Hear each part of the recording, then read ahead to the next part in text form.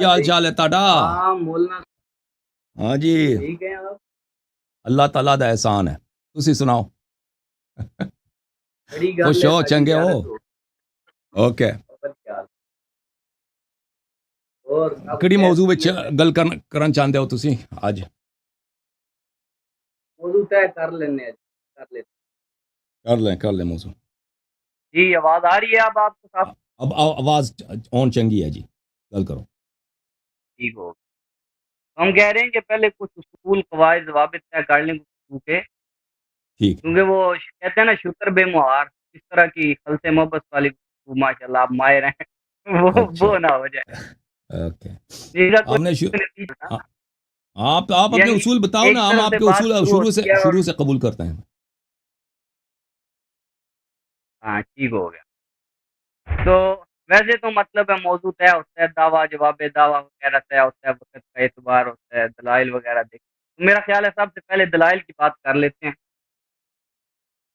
کہ میں جی جو جی، دلائل طے کر لوں ان سے باہر میں نہیں جا سکتا، جو دلائل آپ مان لیں آپ طے کر لیں ان دلائل سے باہر آپ نہیں کر سکتے. تو حکم کریں.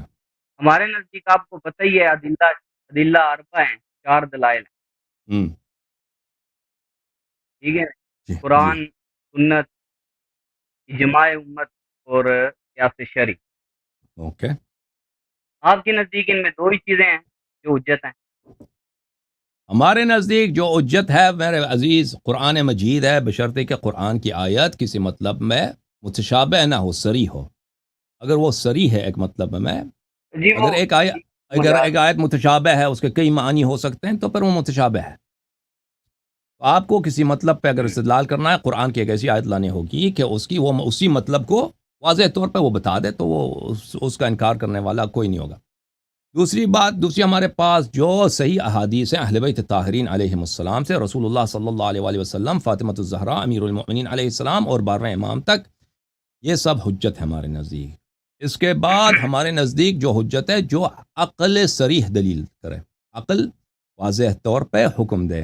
بہت سارے ایسے مسائل ہیں جن پہ عقل کا حکم نہیں ہے، جیسے فرعی احکام ہیں اس پہ عقل کچھ نہیں کہتا، لیکن بہت سارے احکام ہیں کہ ان کے متعلق، جیسے اللہ تعالیٰ کا وجود ہے، اللہ تعالیٰ کا وجود، اللہ تعالیٰ کی وحدانیت ہے، اللہ تعالیٰ کے بہت سارے صفات عقلی ادلہ سے ثابت ہو جاتی ہے. تو ان مسائل پر بشرط کہ وہ دلیل واقعا عقلی ہو، تو یہ ہمارے پاس حجت ہے. جی بسم اللہ.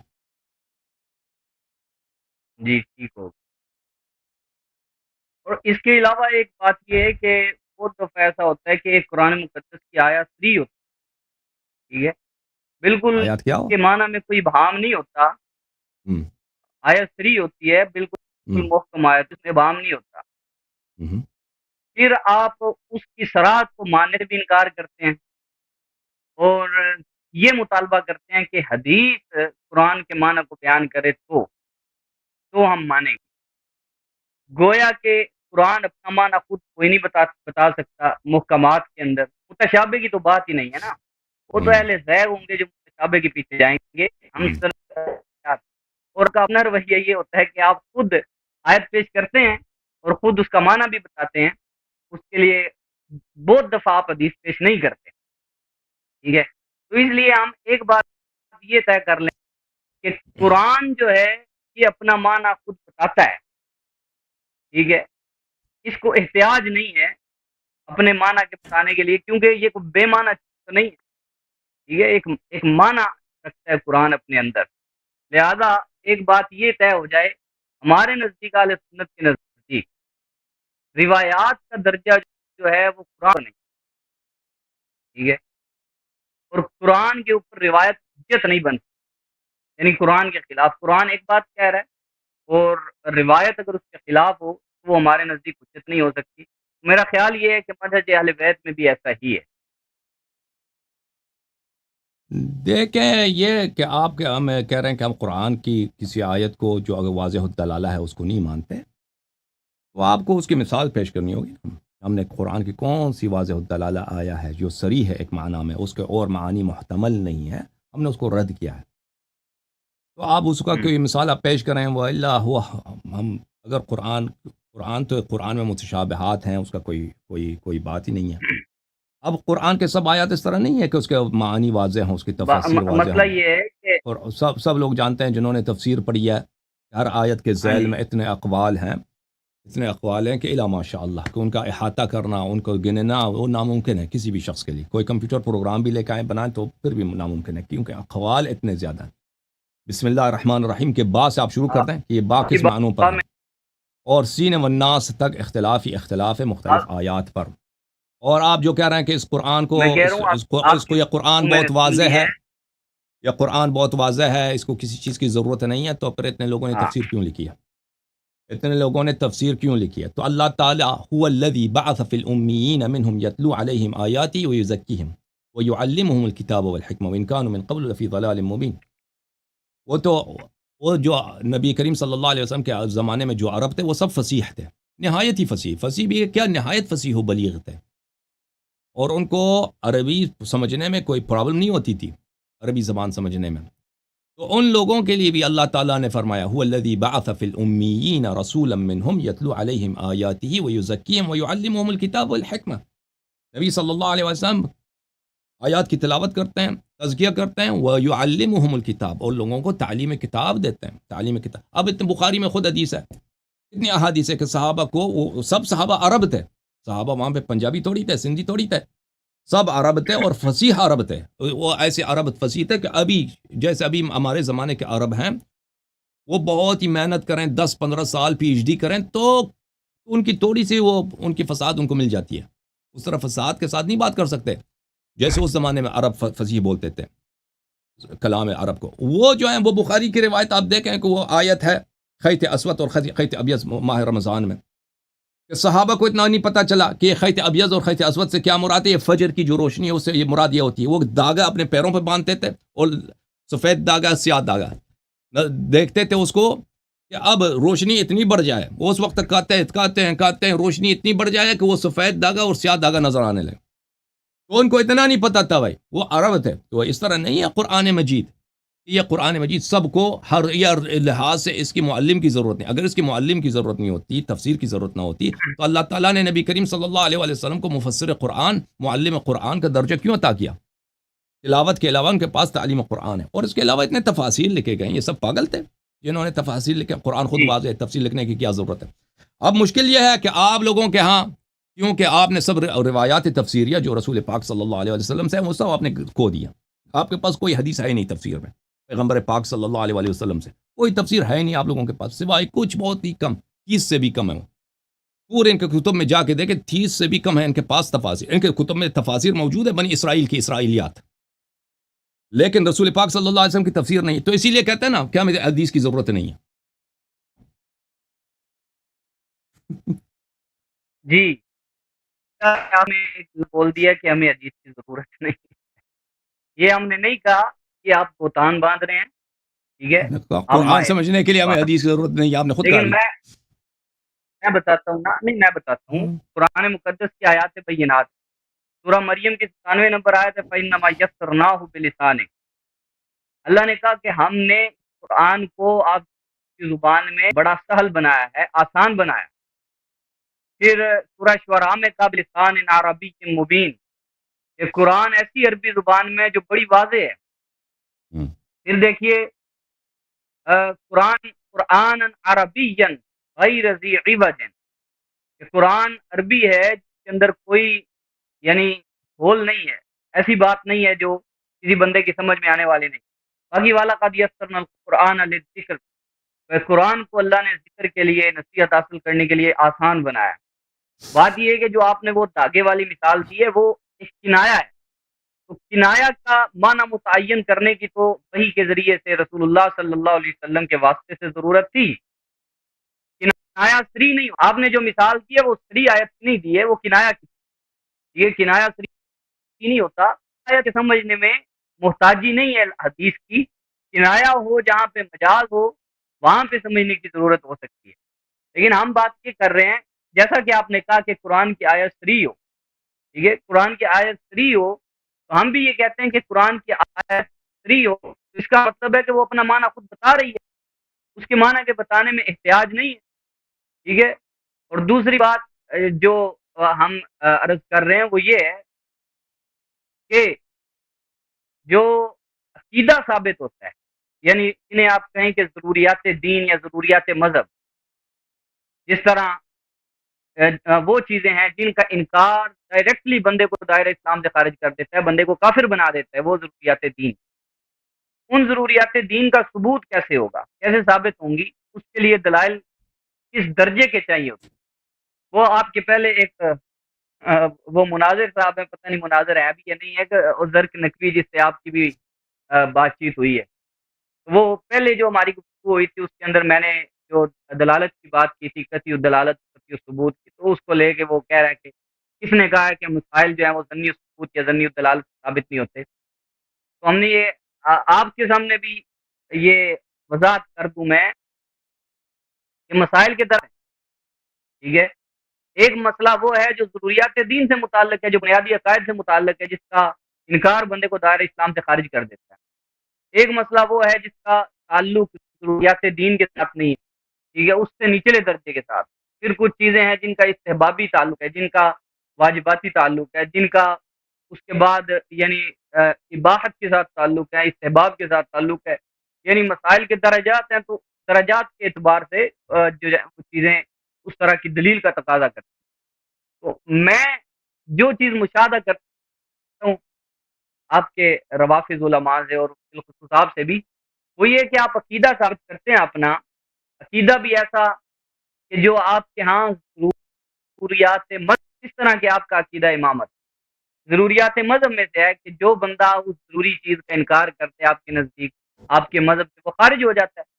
تو ضروریات مذہب میں کہہ رہا ہوں کیا وہ ضمنی دلائل سے ثابت ہو جاتے ہیں؟ ختم بات بات آپ سمجھ نے آ رہی دیکھو ہے؟ ہاں بات سمجھ آئیے۔ دیکھو محترم ناظرین، جی پہلے تو انہوں نے کہا کہ یہ صحابہ کرام کو کنایا نہیں سمجھا ہے۔ اور بھائی جب ایک شخص اہل زبان ہے، اس کو اسی طرح جس طرح اس کو آواز آواز اس آ کو رہی ہے مجھے صاحب؟ آواز آ رہی ہے، آپ کی آواز آ رہی ہے بھائی، اب آپ نے سوال کیا تو سوال کا جواب لے لو۔ جس طرح اس کو الفاظ کے حقیقی معنی آتے ہیں، لازمی ہے کہ اس کو آتے ہوں، اس کو مجازی معانی بھی آتے ہوں۔ یہ کہتے ہیں کہ صحابہ کو پتہ نہیں چلا کہ یہاں پہ داغے سے کیا مراد ہے۔ دیکھیں، اگر ایک شخص اردو جانتا ہے، اس نے اردو ادب پڑھا ہے، اقبال کے ایک شعر اس کے سامنے رکھ دیں، نہیں ہے قصر سلطانی پہ نشیمن تیرا، تو شاہی ہے بسیرا کر پہاڑوں کے چٹانوں پر۔ اب یہ کوئی بیوقوف ہے کہہ سکتا ہے کہ بھئی یہ اس کو ہمیں سمجھ نہیں آئی کہ اس کا مخاطب کون ہے، یہ واقعاً کسی پرندے سے بات کر رہا ہے، یہ واقعاً یہ شاہی سے مراد، اقبال کے نزدیک شاہی سے مراد کیا ہے؟ یہ تو کہ ایک بیوقوف ہوگا جو کہے گا کہ ہمیں اس کے لیے یہ ہمیں نہیں سمجھ آ سکتی، ہمیں اردو زبان آتی ہے لیکن ہمیں یہ نہیں سمجھ آتی۔ جو بھی شخص اس کو اردو زبان اچھی طرح آتی ہے، وہ فصیح ہے اردو زبان میں، اس کو بتانے کی ضرورت نہیں ہے کہ یہاں پہ اقبال کا جو مخاطب ہے شاہی، وہ کوئی پرندہ نہیں ہے، وہ افراد ہیں، وہ انسان ہیں، اور یہ یہاں پر ایک استعارہ ہے، ٹھیک ہے نا۔ اب آپ جو کہہ رہے ہیں کہ صحابہ کو نہیں سمجھ آئے، صحابہ سب فصیح تھے، صحابہ سب فصیح تھے، ان کو قرآن کا استعارہ نہیں سمجھ آیا۔ قرآن کا یہاں پر تک کہ وہ دیکھا کہ وہ ان کے اپنے روزے وہ باطل کراتے تھے، اس وقت تک وہ کھاتے رہتے تھے اور پیتے رہتے تھے کہ جب تک سیاہ اور سفید داغا جو پیر میں باندھے ہوئے ہیں وہ نظر نہ آئے ان کو۔ اور پھر اس کا مطلب یہ نہیں ہے کہ اگر کوئی زبان جانتا ہے تو اس کو کنایا سمجھنا اس کے لیے ضروری نہیں ہے۔ یہ زبان جاننے کے اور زبان پہ عبور حاصل کرنے کے یہ کہ اجزاء میں سے ہے کہ آپ کو اس زبان میں جو کنایات ہیں، جو اشارات ہیں، جو لطائف ہیں، جو استعارات ہیں، وہ آتے ہوں۔ اگر آپ کو یہ استعارات، تماثیل وغیرہ نہیں آتے تو آپ کو وہ زبان نہیں آتی۔ قرآن آپ نے کچھ آیات پڑھی ہیں کہ قرآن زبان عربی مبین ہے، زبان عربی مبین ہے، لیکن یہی زبان عربی مبین فصیح عرب کو نہیں سمجھ آتی تھی، اسی لیے رسول اللہ صلی اللہ علیہ وسلم کو معلم قرآن بنایا ہے۔ بھائی آپ مجھے بتائیں، اگر معلم کی ضرورت نہیں ہے تو اللہ نے یہ فضول کام کیوں کیا؟ وَيُعَلِّمُهُمُ الْكِتَابَ وَالْحِكْمَةَ، تو ان کو معلم بنا کر بھیجا قرآن کا۔ آپ نے کہا کہ یہ قرآن عربی مبین ہے، یا عربی، اس کے بعد آپ آیا بھول گئے کہ اللہ تعالیٰ سورہ مبارکہ یہ عنکبوت میں فرماتا ہے بل هو آیات بینات فی صدور الذین اوتوا العلم، یہ ہر ایک کے لیے آیہ بینہ نہیں ہے، بل هو آیات بینات، یہ آیات بینات ہیں، ہر ایک کے لیے نہیں، فی صدور الذین اوتوا العلم، ان لوگوں کے لیے جن کا علم اللہ کی جانب سے ہے۔ صحابہ کا علم اللہ کی جانب سے نہیں ہے، صحابہ کو یہ سمجھ نہیں آتا کہ وہ پھنس گئے اپنی زبان میں کہ داغے سے کیا مراد ہے، ٹھیک ہے نا، وہ اشتہار کر رہے ہیں، اپنی روزہ خراب کر رہے ہیں. آپ کے صحابہ کرام کی تو یہ حالت ہے. لیکن یہ آیات بینات ہیں فی صدور الذین اوتوا العلم. تو لیکن میں نہیں سمجھتا کہ آپ اس بات کے مخالف ہیں کہ قرآن میں متشابہات موجود ہیں. جب متشابہات موجود ہیں، اور میں بھی معترف ہوں کہ سب قرآن متشابہ نہیں ہے، لیکن یہ کون سا آیا متشابہ ہے، کون سا آیا محکم ہے، اس میں کسی نے فیصلہ تو نہیں کیا. یہ کوئی اجماعی مسئلہ تو نہیں ہے. وہ ہر آیت کو دیکھنا ہوگا کہ کیا اس آیت کے ذیل میں کتنے محتملات ہیں. اگر ایک آیا ایسا ہے کہ اس کے کوئی اور احتمال ہے ہی نہیں ہے تو وہ محکم ہے. اگر اس کے احتمالات کئی ہیں تو وہ متشابہ ہے. پھر دلیل کی ضرورت ہوگی کہ ان معانی میں سے کون سی معنی صحیح ہے. اوکے، جی اب اجازت آپ کی خدمت میں عرض ہے کہ آپ کا کہنا یہ ہے کہ بھائی شیعہ جو ہیں امامت کو میں اصول کہہ رہا دین ہوں اور ضروریات دین سے اجازت سمجھتے ہیں. اور بات کرنے تو نا بھائی، آپ نے بات کی ہے تو یہ نہیں، جو ہے وہ اس کے موضوع لیے بعد میں طے کریں، ہاں نہیں، ابھی محمد آپ نے بات کی ہے تو جواب سن لو اپنا. نہیں، جواب سن لو سلمان بھائی، جواب آپ جب کسی پہ میں کہہ رہا ہوں تنقید پھر کرتے دلائل ہیں پہ بات کر لیں، پھر امامت کی بات بعد میں کریں. تنقید کرتے ہیں تو دلیل بھی سن لو نا مخالف کی بھی. شیعہ جو ہے جی امامت جی سناؤ. کو کس سے مانتے ہیں؟ امامت کو مانتے ہیں اصول دین سے. اور یہ اس کے لیے ان کے پاس ضمنی دلائل ہے. کس بیوقوف نے کہا، کس پاگل نے کہا؟ شیعہ کہتے ہیں کہ یہ ان کے پیشوں کے پاس ضمنی دلائل ہے. ہم میرے محترم ناظرین، ہم فروع دین میں بھی ضمنیات کو حجت نہیں سمجھتے بھائی. ہم فروع میں ضمنیات کو حجت نہیں سمجھتے. ان الظن لا یغنی عن الحق شیئا. شیعہ محققین کے نزدیک، نہ شیعہ مجتہدین کے نزدیک. شیعہ مجتہدین وہ خبر واحد کے قائل ہیں، فلان فلان کے قائل ہیں. شیعہ محققین کے نزدیک، شیعہ محدثین کے نزدیک ان الظن لا یغنی عن الحق شیئا. یہ قرآن مجید کا جب حکم ہے کہ ظن چاہے فروع میں ہو چاہے اصول میں ہو، ظن حق کو ثابت نہیں کر سکتا. آپ کے گمان سے کوئی چیز ثابت نہیں ہوتی. ثابت کا مطلب ہی کیا ہے؟ ثابت کا مطلب یہ نہیں کہ واضح ہو، سامنے ہو. یہ ظن کا مطلب ہی یہ کہ ثابت نہیں ہے.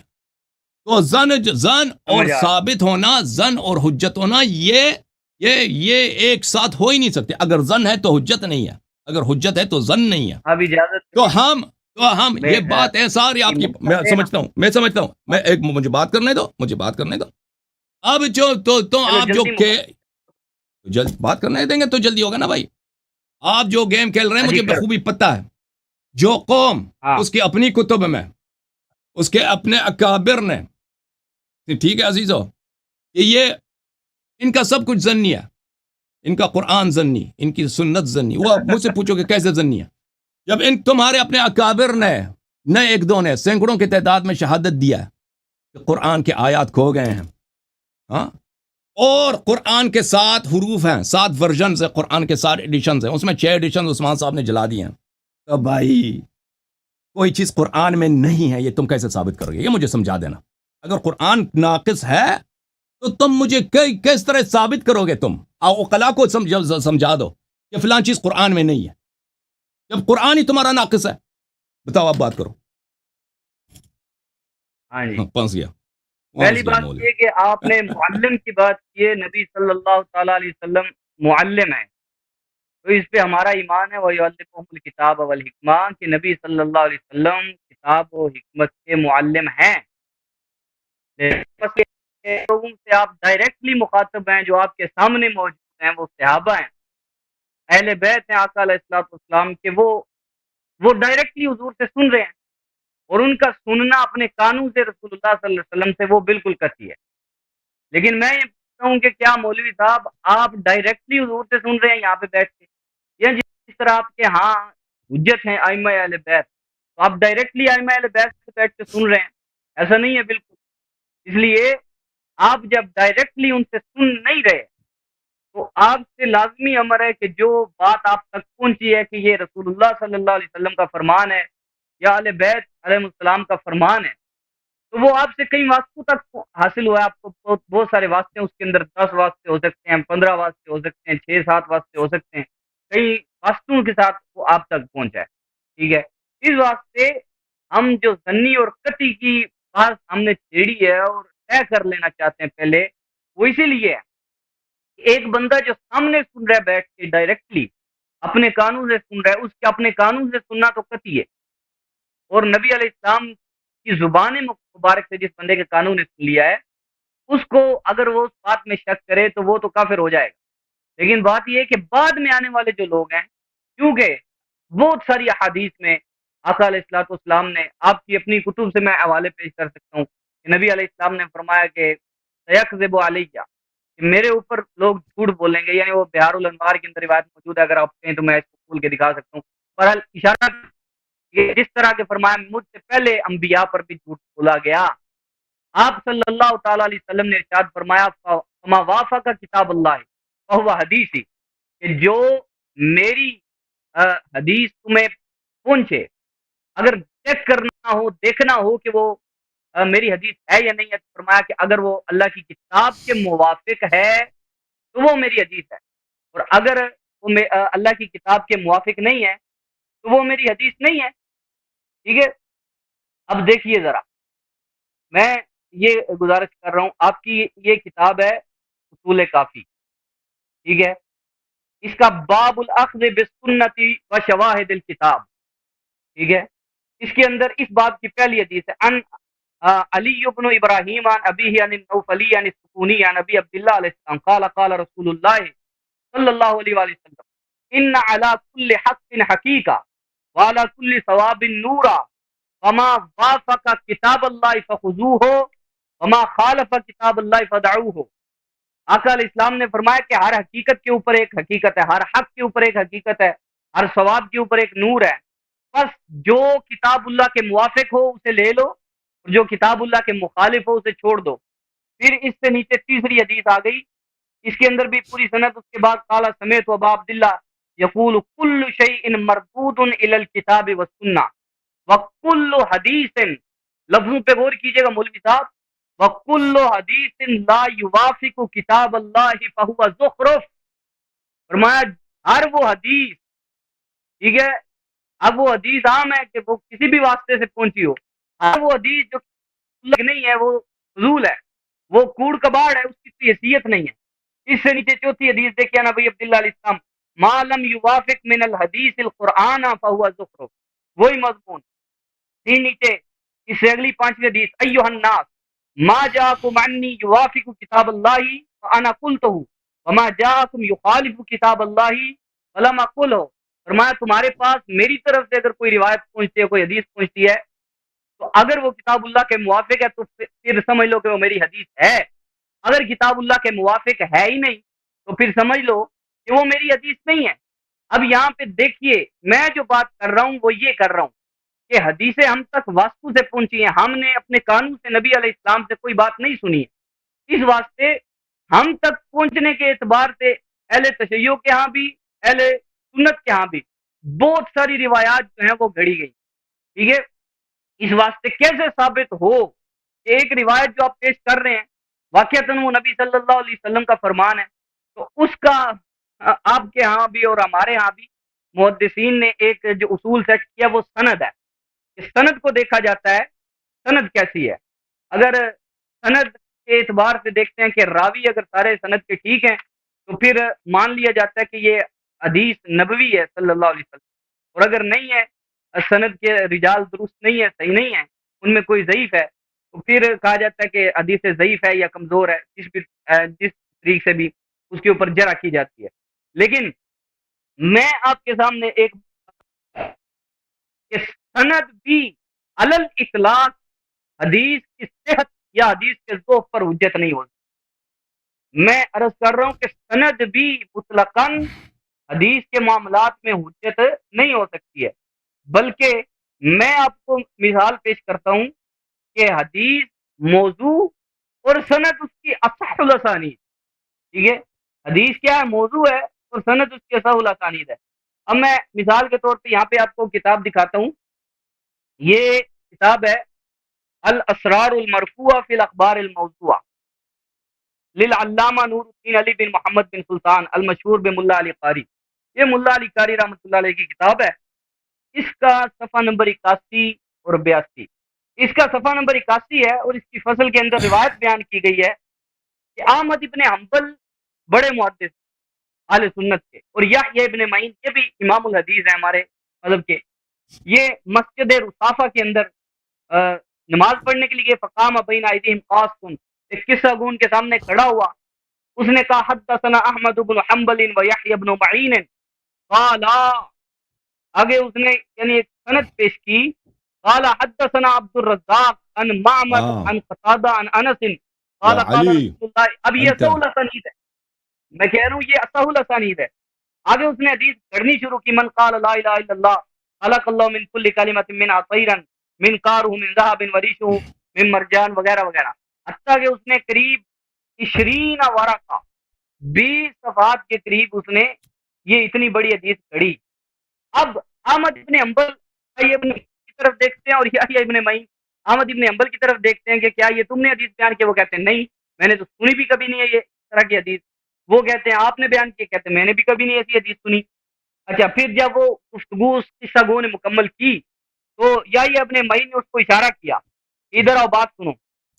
अच्छा, वो आया, उसे गुमान था कि ये मुझे कोई इनाम इकराम देंगे, फजा मुतवहिमन लिन्नवाल, ये कुछ मुझे अता करेंगे। तो यहया इब्न मईन ने कहा मन हद्दसका बिहाज़ल हदीस, तुम्हें ये हदीस किसने बयान की है? फ़क़ाला, उसने कहा अहमद इब्न हंबल व यहया इब्न मईन, जो दो बंदे सामने बैठे उन्हें कह रहा है कि मुझे अहमद इब्न हंबल और यहया इब्न मईन ने ये हदीस सुनाई है। तो यहया इब्न मईन ने कहा अना यहया इब्न मईन व हाज़ा अहमद इब्न हंबल, मैं यहया इब्न मईन हूँ और ये अहमद इब्न हंबल है।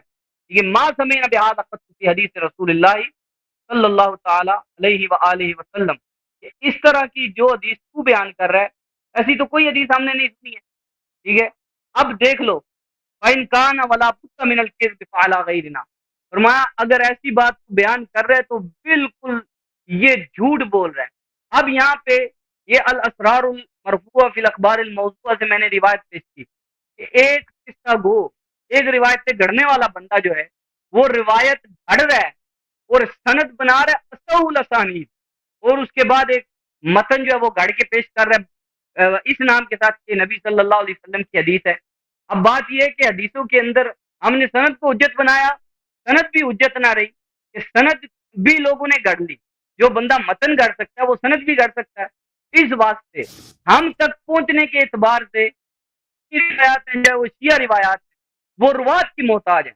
अब जब रुवात की मोहताज हैं तो इसके अंदर आपने देखा और आप खुद भी ये मानते हैं कि अखबार अहाद जितनी है वो सब ज़न्नी होती है। ठीक है, अखबार अहाद जितनी है, यानी अहाद के अंदर मशहूर भी है, अजीज भी है, ठीक है, मुस्तफीज वगैरह ज़न्नी है अखबार अहाद की अक़साम। और अहादीस के अंदर यानी जिस चीज को हम क़त्अन व यकीनन कह सकते हैं कि ये नबी सल्लल्लाहु अलैहि वसल्लम की सुन्नत और हदीस है, वो वही चीज है जो भी तवातुर साबित। ठीक है, तो इस वास्ते ये बात करने का मकसद ये है कि पहले दलाइल तय हो जाएं, ताकि हम जब बात करें तो फिर ऐसा ना हो कि आप दलाइल जब देने पे आए और आप अपना मजहब साबित यानी अपने मजहब के जरूरियात दीन जो आपके मजहब के जरूरियात मजहब है उनको साबित करने पे आए तो आप हमारे अहाद को पेश करना शुरू कर दें। और ऐसी रिवायात भी पेश करते हैं आप कि कुरान से मुतसादिम होते, यानी कुरान से टोटली उनका मजमून डिफरेंट होता है, बिल्कुल टकराव में होता है, और आप उन रिवायात को भी हुज्जत मानते हैं। आपके नजदीक रिवायत तो है वो कुरान पर हुज्जत है, कुरान रिवायत के ऊपर हकम नहीं। मैं कहता हूं कि आप इस बात पे पहले अपने यानी जो उसूल है उनको दुरुस्त करें कि कुरान तो रिवायात पर हुज्जत है, रिवायत कुरान पर हुज्जत नहीं है। इस वास्ते हमारा अहले सुन्नत का ये उसूल है। इमाम इब्नुल जौज़ी ने किताबुल मौज़ूआत के अंदर भी और ओके भाई काफी हो गया तकरीर आपकी लंबी हो गई भाई, तकरीर आपकी लंबी हो गई भाई। आप ये बातें जो आप कह रहे हैं ना, आप सबका टाइम ज़ाया कर रहे हैं, आप सबका टाइम ज़ाया कर रहे हैं। आप जवाब सुन लो, अपना जवाब सुन लो। आप देखें इधर और भी लोग मुंतज़िर हैं, आप कोई मुफीद बात करें ना, जो शिया और जमातें बड़े इख्तिलाफी बातें हैं। अब सुन लो आपकी जवाब। देखो मेरे मोहतरम नाज़रीन, अल्लाह ताला ने मैंने आपकी रिवायात भी पेश कर दी है और आपकी बात भी मुकम्मल होने दी। आप मेरी बात नहीं मुकम्मल, आप इतनी लंबी आप बात कर रहे हैं ना भाई, कोई तकरीर आपको सुनने थोड़ी आए इधर। कोई खतरा है? हाँ, तकरीर खतरा इस बात का टाइम ज़ाया हो रहा है। खतरा यही है कि टाइम ज़ाया हो रहा है, सब बोर हो रहे हैं भाई, सब दूसरे चैनल को चले जाएंगे, उधर म्यूजिक सुनेंगे। آپ جب بورنگ باتیں کریں گے نا سب لوگ جائیں گے ادھر کوئی 50-50 دیکھے گا, کوئی انور مقصود, کوئی آپ کوئی اداکار کو دیکھے گا. اور نہیں بھائی میں بور ہو رہا ہوں, اور میں بھی ہوں نا, میں بھی بور ہو رہا ہوں آپ کی ان باتوں سے, غلط باتوں سے. تو آپ خاموش ہو جائیں تو جواب ملے گا نا. آپ اب جواب میں نے دیا ہی نہیں ہے تو آپ بات مکمل نہیں آپ نے مکمل کرو جلدی سے, مکمل کرو جلدی سے بھائی. نہیں بالکل نہیں کرتے آپ تو مطلب ہے کہ ایک جو آدھے منٹ کا کوشچن ہوتا ہے اس کے آنسر کے اندر آدھا گھنٹہ لگا لیتے ہیں. ہمارے 10 منٹ بھی آپ کو دوبارہ نہیں ہو رہے. یہ نا انصافی تو نہ کریں مولوی صاحب ہمارے ساتھ. کیا حال ہے وہ ختم ہوا نہیں ہوا اب؟ اچھا چلیں آپ اس بات کا میں جواب دے دیں کہ روایات ہیں کیسے پتہ چلے اخبار احاد جو ہیں وہ واقعتاً دیکھیں میرے محترم ناظرین, اس شخص کو شیعہ مذہب کے متعلق ابتدائی اس شخص کو شیعہ مذہب کے متعلق اور اپنے مذہب کے متعلق اور قرآن کے متعلق اور مسلمانوں کے عقائد کے متعلق ابتدائی باتیں نہیں معلوم. یہ سمجھتا ہے کہ اللہ تعالی ہم رسول پاک صلی اللہ علیہ وسلم کے اس وقت تک صرف اتباع کریں گے جب تک وہ قرآن کے موافق حکم دیتے ہیں, ٹھیک ہے نا. حالانکہ اللہ تعالیٰ قرآن میں کیا فرماتا ہے, وَأَطِيعُوا اللَّهَ وَأَطِيعُوا الرَّسُولَ إِن كُنتُمْ تُحِبُّونَ اللَّهَ فَاتَّبِعُونِي يُحْبِبْكُمُ اللَّهُ. اور چپ کرو, مَا آتَاكُمُ الرَّسُولُ فَخُذُوهُ وَمَا نَهَاكُمْ عَنْهُ فَانْتَهُوا. اللہ تعالیٰ نے کوئی قید نہیں لگائی قرآن. بات کرنے دینا بھائی, میں بتاتا ہوں ایک بات, میں آپ کو سنا رہا ہوں. میری بات پہلے سن لیں اس کے بعد جواب دیں. میں صرف ابھی آپ خاموش ہو گئے, تم مجھے کہا کہ بات کرو. نہیں ابھی میری باری, ابھی سنو آدھے منٹ بعد, کیونکہ آپ یہاں پہ ڈنڈی مار رہے ہیں. نبی صلی اللہ تعالی علیہ وسلم او بھائی چپ کرو, او بھائی چپ کرو, تم اپنی باری میں جو کہنا کہہ دو. چپ کرو, ابھی میری باری ہے. میں ان روایات کی بات کر رہا ہوں. او بھائی میں نے آپ کی باتیں سنی ہے نا. او بھائی اب چپ کرو. تمہیں نہ شیعہ مذہب کا پتہ ہے, تمہیں نہ اپنے مذہب کا پتہ ہے, تو نہ قرآن کا پتہ ہے, اور تجھے نہ رسول پاک صلی اللہ علیہ وسلم کی اطاعت کا پتہ ہے. یہ سمجھتا ہے کہ ہم رسول صلی اللہ علیہ وسلم کی اس وقت تک اطاعت کریں گے جب تک وہ قرآن کے موافق بولتا ہے. اور بھائی اللہ نے کوئی ایسی شرط لگائی ہے؟ رسول اللہ صلی اللہ علیہ وسلم نے اپنی ایک شرط لگائی ہے, ما آتاکم الرسول فخذوہ. او بھائی چپ کرو پلیز, پلیز چپ کرو, پلیز چپ کرو. مجھے میری بات غلط بھی ہے تو سن لو. میری بات غلط بھی ہے, تم بعد میں کہہ دینا بھائی, تم بعد میں کہہ دینا کہ آپ کا یہ جملہ غلط ہے. بھائی چپ کرو, بھی ادب سیکھو. تمہیں کیا مدارس میں یہی سکھاتے ہیں؟ او بھائی چپ کرو, دیکھو لوگوں یہ. او بھائی چپ کرو تم. ہم نے رسول پاک صلی اللہ علیہ وآلہ وسلم اللہ وَأَطِيعُوا اللَّهَ وَأَطِيعُوا الرَّسُولَ, رسول صلی اللہ علیہ وسلم کی اطاعت مطلقہ واجب ہے, چاہے ان کا حکم ایسا آ جائے جو کہ اس کی موافق قرآن میں کچھ بھی نہ ملے. ایسا حکم ہے نا کہ اس کا قرآن میں اس کے موافق کچھ بھی, پھر بھی طاعت واجب ہے. اس طرح نہیں ہے حدیث لے آؤ, اگر اس کے موافق قرآن میں آیت ہے تو طاعت کرو, اگر اس کے موافق قرآن میں آیت نہیں ہے تو طاعت نہ کرو. جو روایات انہوں نے نقل کیا ہے کہ رسول پاک صلی اللہ علیہ وآلہ وسلم نے فرمایا کہ لوگ مجھ پہ افتراء کریں گے, بلکہ انہوں نے یہ فرمایا صحابہ سے کرا, اشیاء حدیث میں تو یہ ہے, لا تکذبوا علی, مجھ پہ جھوٹی باندھے نہ باندھو, قد کثر علی الکذاب. شیعہ حدیث میں تو یہ ہے کہ رسول صلی اللہ علیہ وسلم کے زمانے میں انہوں نے خود فرمایا کہ لوگ مجھ پہ جھوٹی باندھنے والے بہت ہو گئے ہیں ان کے اپنے زمانے میں. تو صحابہ کو انہوں نے کہا کہ مجھے, یہ تو آپ کی کتب میں بھی ہے, فإنه من يكذب علي فليتبوأ مقعده من النار, جو مجھ پہ جھوٹی بات باندھتا ہے وہ جہنم جاتا ہے. دیکھو عزیزو, یہ جو انہوں نے فرمایا کہ حدیث کو قرآن پہ عرضہ کرو, وہ ان حدیث کے متعلق ہے جس پہ آپ کو شک ہو جائے, شک ہو کہ یہ حدیث صحیح ہے یا نہیں, تو اس کے ایک ویریفائی کرنے کا طریقہ یہ ہے کہ وہ کیا قرآن کے موافق ہے یا نہیں ہے. اس طرح مطلق نہیں ہے کہ دنیا میں جتنی احادیث ہیں, ٹھیک ہے نا, وہ صحیح بھی ہے, ٹھیک ہے نا, اگر وہ اس کے مطابق قرآن, یہ تو بہت ساری باتیں ہیں اسلام میں, قرآن میں اس کی حدیث آیا نہیں ہے, وہ صرف سنت میں. اگر تم یہ اس کا قائل کوئی نہیں ہے مسلمانوں میں بھائی, یہ جو اصول بتا رہی ہے یہ چھوٹے مولوی صاحب, ابھی آپ ابھی پڑھے میرے بھائی, اب واپس مدرسے چلے جاؤ. یہ اس کا قائل کوئی, اس طرح اگر آپ جو ہے نا کہ ہم صرف وہی حدیث مانیں گے, ہر حدیث کو چھوڑیں گے جس کے مطابق آیا. او بھائی چپ کر, او بھائی چپ کر, خاموش, میری باری ہے, خاموش ہو جا, خاموش خاموش خاموش خاموش, میری باری ہے. اس طرح اگر آپ شروع کر دیں نا کہ ہم وہ صرف وہ حدیث مانیں گے جو قرآن میں موجود ہے, 99% احادیث, یا کم از کم 90% احادیث یہ بخاری تمہاری مسلم کے اب مار دیں اس کے، کیونکہ اس کے قرآن میں اس کی آیا نہیں ہے. غزوہ بدر میں کیا ہوا، غزوہ احد میں کیا ہوا، پر نبی صلی اللہ علیہ وسلم نے کیا وہ سب احادیث فعلیہ احادیث قولیہ آپ کے چلے جائیں گے بھائی، بہت کم بچ جائیں گے. وہ جو قاعدہ ہے کہ تم حدیث کو قرآن پہ عرضہ کرو وہ صحیح ہے، لیکن وہ مشکوک احادیث کے لیے ہے، وہ مطلق نہیں ہے. اس کو یہ اتنا بات نہیں سمجھ آئی. اب پھر یہ کہتے ہیں کہ احادیث ہمیں واسطوں تک پہنچی، ہمیں شک ہوتا ہے. بالکل آپ کے احادیث واسطوں کے ساتھ، آپ کے احادیث سب مشکوک ہیں، آپ نے بالکل صحیح کہا ہے. یہ لوگ دیکھو عزیزو، جماعت عمریہ اور جماعت شیعہ میں فرق یہ ہے کہ یہ خبر واحد کو حجت سمجھتے ہیں، یعنی مشکوکات کو حجت سمجھتے ہیں، اور ہم صرف یقینیات کو حجت سمجھتے ہیں. ملاحظہ فرمائیے یہ کتاب ایک رسائل شریف المرتضی المجموعہ الثالثہ، یہاں پر صفحہ نمبر 309 میں ان کا باقاعدہ، یہ بہت مشہور ہے، معروف ہے شیعہ محدثین کا، یہ دین چاہے فرعیات میں ہو چاہے اصولی دین میں ہو، اس میں ظن حجت نہیں ہوتی.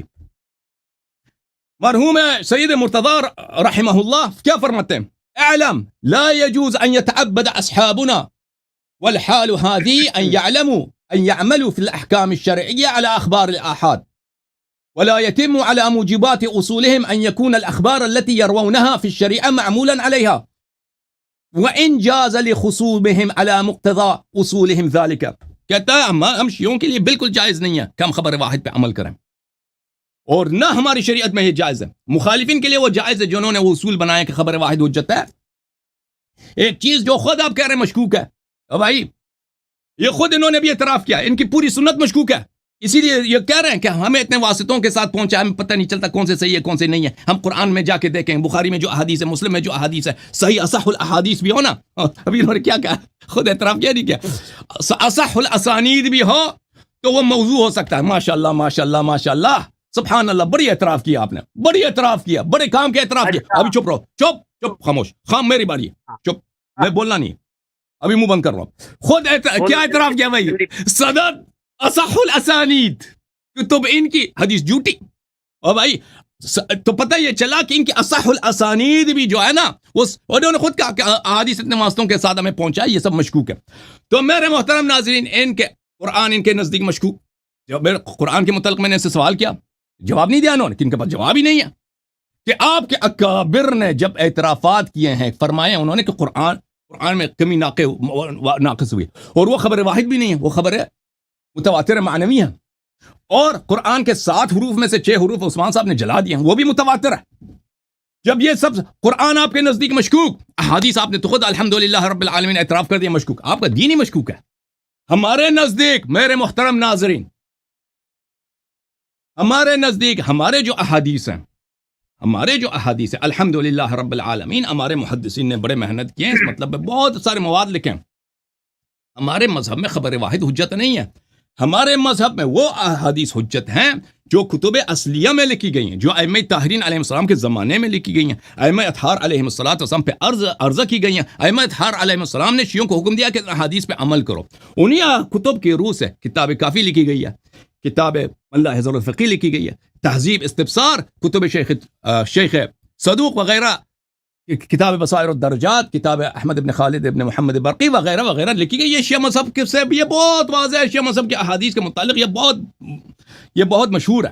اور ہمارے احادیث اکثر کئی طرق سے مروی ہیں، اور کئی کتب میں ہوتے تھے. اصحاب ائمہ علیہ السلام سب، زرارہ، محمد ابن مسلم، یونس ابن عبد الرحمن، فلان فلان فلان فلان، یہ سب مؤلف تھے.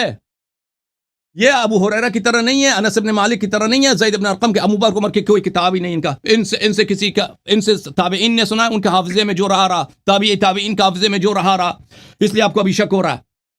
یہ آپ نے جو کہا ہے کہ آپ کے کتب میں صحیح سند کے ساتھ ایسے روایات موجود ہیں جو جھوٹ ہیں، میں بالکل اس کو مانتا ہوں، بالکل آپ نے صحیح فرمایا کہ آپ کے کتب میں، بخاری مسلم میں، اللہ جانتا ہے کہ یہ ایسے اسرائیلیات بخاری مسلم میں پڑھیں، ان کی سند میں ایک بھی یہودی نہیں ہے. بس مزے کی بات یہ ہے، ایسے اسرائیلیات بخاری مسلم میں موجود ہیں، ان کی سند میں ایک بھی یہودی نہیں. اب کیسے یہ سند ان کی بنا دی ہے بخاری نے، اللہ جانتا ہے، میں نہیں جانتا. ایسے اباطیل ان کے کتب میں بہت ہیں، ساسانید سب کے سب صحیح، وہ روایات ان کے باطل. تو میرے محترم ناظرین، تو پھر جس دین میں نہ قرآن یقینی، سنت تو اس نے الحمدللہ رب العالمین اس نے اعتراف کر بھی دیا کہ سند صحیح بھی ہو تو وہ باطل ہے، باطل ہو سکتا ہے، جھوٹ ہو سکتا ہے، اور بات ہی ختم ہے۔ پر بھائی آتا پڑھ لو نا اپنے مذہب کا، ادھر کیوں مقابلہ کرنا ہے؟ تمہارے مذہب میں بچا ہی کیا؟ نہ قرآن نہ سنت، کچھ بھی نہیں۔ بسم اللہ۔ واہ جی واہ، ماشاءاللہ، بڑی آپ نے ہاں جی فرمائی ہے۔ جی سر، بات کرو ہاں، اور گل کر۔ اب پہلی بات میری سنو کہ میں نے نبی صلی اللہ علیہ وسلم کی اطاعت کو مشروط بالکل نہیں کہا۔ نبی صلی اللہ علیہ وسلم کی اطاعت غیر مشروط طور پر واجب ہے، لیکن میں یہ بات کر رہا ہوں کہ حدیثیں جو آج تک پہنچی ہیں، تم اپنی کتابیں کھول کے دیکھو، اگر میں تمہیں کھول کے دکھاؤں تو وہ راوی ایک طرف ان پہ لعنت ہے، اور دوسری طرف یعنی رجال کشی کھول کے دیکھو، اس کے اندر ایسے ایسے راوی ہیں کہ امام صادق علیہ السلام فرماتے ہیں کہ اس بدبخت پہ اللہ لعنت کرے، اس نے میرے والد کی حدیثوں میں جو کتاب لکھی گئی تھی حدیثوں پہ، ان میں ملاوٹ کر دی۔ ٹھیک ہے، تم مجھے یہ بتاؤ کہ کیا لکھی ہوئی کتاب کے اندر رد و بدل، تبدیلی اور ملاوٹ نہیں ہو سکتی؟ وہی یہ تو رجال کشی اس بات پہ گواہی دیتی ہے۔ ٹھیک ہے، اب یہ جو تم نے دعویٰ کیا ہے کہ تمہاری ہر حدیث مشکوک نہیں ہے، کیا تمہاری ہر حدیث مقبول ہے اور ہر حدیث صحیح ہے؟ ہر حدیث بالکل متواتر ہے تمہاری کتابوں کے اندر؟ ختم ہے جواب دو بات، مولوی صاحب۔ ختم ہو گیا بات آپ کی، میں شروع نہیں کروں؟ ہاں یا نہ کرو، میں کہہ رہا ہوں کہ جو تمہاری احادیث کتابوں میں احادیث موجود ہر اصول بات سے لے گا، متواتر میں ہے۔ نے اس شخص نے میری بات نہیں سمجھی عزیزو، اس شخص نے میری بات، میں نے کہا نہیں، جو بات میں نے احادیث، او بھائی جو احادیث اصول سے لے گئی ہیں وہ سب کے سب صحیح متواتر، اور ہمارے جو کتب اربعہ ہیں اس میں اکثر احادیث اصول میں ہے، کیونکہ ہر ایک کے نہیں ساتھ نہیں، سند ہے۔ اگر اب جو ٹھیک حدیث ہے، اصول سمجھ میں آ سے نہیں ہے تو پھر وہ ہو سکتا ہے کہ صحیح نہ ہو سکتا ہے کہ وہ یقینی نہ ہو، جو سمجھ اصول میں سے ہیں وہ یقینی ہے، متواتر ہے۔ متواتر صرف یہ ہے کہ وہ اصولی کتاب سے ہو تو متواتر ہے، جی بالکل بالکل، سند کا صرف کوئی نہیں اعتبار ہے، نہیں صرف نہیں ہے، صرف یہ نہیں ہے، لیکن اصول آپ اصول کو نہیں سند جانتے کا نا کوئی کہ اعتبار نہیں، سند نہیں کا کوئی سند۔ اعتبار نہیں ہے، اچھا یہ اس بات کی توضیح کے لیے میں تواتر کیسے ہوگا؟ ایک سیکنڈ میں جواب نہیں دے سکتا۔ ابھی آپ کو ہمارے اصول کا نہیں معلوم، ہمارے مذہب میں حدیث کی تاریخ کیا ہے اس کا نہیں معلوم، میں ایک سیکنڈ میں اس کا جواب نہیں دے سکتا۔ اگر آپ تم چپ رہو 5-10 منٹ مجھے دے دو تو میں اس کا توضیح دے سکتا ہوں۔ میں نے بہت اس کی توضیح دی ہے مختلف پروگراموں میں، چلو آپ کو میری پتہ نہیں بات ہو لینے دو، پھر آپ بعد میں بات کرو، ہے۔ ٹھیک ہے؟ میری بات ہو لینے دو، پھر آپ جہاں بعد تک میں بات اصحاب کی کرنا۔ لعن کی بات ہے، ابھی آپ نے اصحاب کی لعن، اس کا بھی میں ابھی ابھی جواب دے دوں کیونکہ آپ رک گئے ہیں، تو اس کا جواب بھی سن لو۔ وہ تقیہ کے طور پہ تھا، نہیں، اور وہ میں بات اس کے کر رہا ہوں احادیث خود کیا کہ رجال طور پہ کتب کے رجال میں موجود ہے کہ امام علیہ السلام نے فرمایا کہ میں ہم آپ کی جان بچانے کے لیے دوسروں کے سامنے ہم آپ کو برا بلا کہتا ہوں تاکہ لوگ آپ کو قتل نہ کریں۔ وہ اس کی وجہ بہت واضح ہے، اس کی روایات بھی بہت زیادہ ہیں۔ اور جہاں تک آپ نے کہا کہ ابو الخطاب نے کتب حدیث میں ملاوٹ کیا، تو وہ امام علیہ السلام کو اسی زمانے میں پتہ تھا، ان کو پتہ تھا کہ کس کتاب میں اس ملعون نے ملاوٹ کیا، ٹھیک ہے نا؟ وہ حذف اسی زمانے میں وہ حذف ہو گئی ہیں، اس طرح نہیں ہے۔ ایک شخص جو ملعون ہوا، ائمہ طاہرین علیہ السلام نے اس کو لعنت کیا، بعد میں وہ سارے پھر ایسا نہیں ہے کہ راوی پھر ائمہ علیہ السلام چپ رہے، محدثین اصحاب ائمہ علیہ السلام چپ رہے، پھر اسی کتاب کو ان لوگوں نے پھر نقل بھی کیا۔ وہ کتابیں اسی وقت تصفیہ کی گئی ہیں، صاف کی گئی، ملاوٹی احادیث اسی وقت ان میں سے نکال لی گئی ہیں۔ اوکے، تمہیں شیعہ اصول حدیث کا پتہ بھی نہیں ہے۔ شیعہ اصول حدیث اور آپ کے اصول حدیث میں زمین آسمان کا فرق ہے۔ میں بات کر رہا ہوں کہ ابھی آپ نے کہا کہ یہ کہتے ہیں کہ جو کتاب اللہ کے موافق ہو وہ نبی علیہ السلام کی وہاں پہ اطاعت کرنی ہے۔ پہلی بات یہ میں کہہ دوں کہ میں نے حدیث کی روشنی میں یہ بتا دیا آپ کی کتابوں سے کہ وہ نبی صلی اللہ علیہ وسلم کی حدیث ہو ہی نہیں سکتی جو کتاب اللہ کے موافق نہ ہو، یعنی کتاب اللہ کے مخالف ہو، وہ حدیث نبوی ہو ہی نہیں سکتی، کیونکہ وحی کے اندر تضاد نہیں ہو سکتا۔ اگر قرآن وحی ہے، حدیث نبوی بھی وحی ہے، جو وحی کے اندر تضاد سمجھے اور کہے کہ کتاب اللہ کے موافق نہ بھی ہو تب بھی مانیں گے۔ وہی کتاب اللہ کے موافق ہونے کی شرط خود نبی علیہ السلام نے لگائی ہے، تمہاری کتابوں سے روایت میں نے پیش کی ہے۔ اور دوسرا یہ کہہ رہے کہ روایت جب مشکوک ہو جائے اس میں دیکھنا ہو صحیح ہے یا نہیں صحیح۔ کتاب یہ جو آپ کی کتابوں سے میں نے روایت کی ہے اس کے اندر تو وہ مطلق فرما رہے ہیں، نبی علیہ السلام کہتے ہیں مطلق نہیں ہے، حضور تو مطلق فرما رہے ہیں، اس کے اندر یہ تو نہیں ہے کہ شک ہو جائے گا، بلکہ حدیث کے الفاظ یہ ہیں۔ یہ میرے سامنے یہ کتاب ہے بہار الانوار، کتاب العلم، ٹھیک ہے، دوسری جلد ہے اس کتاب العلم، اور یہاں پہ حدیث ہے کہ قال رسول اللہ صلی اللہ علیہ وسلم فی حجۃ الوداع قد کثرت علی الکذابۃ وستکثر فمن کذب علی متعمدا فلیتبوأ من النار.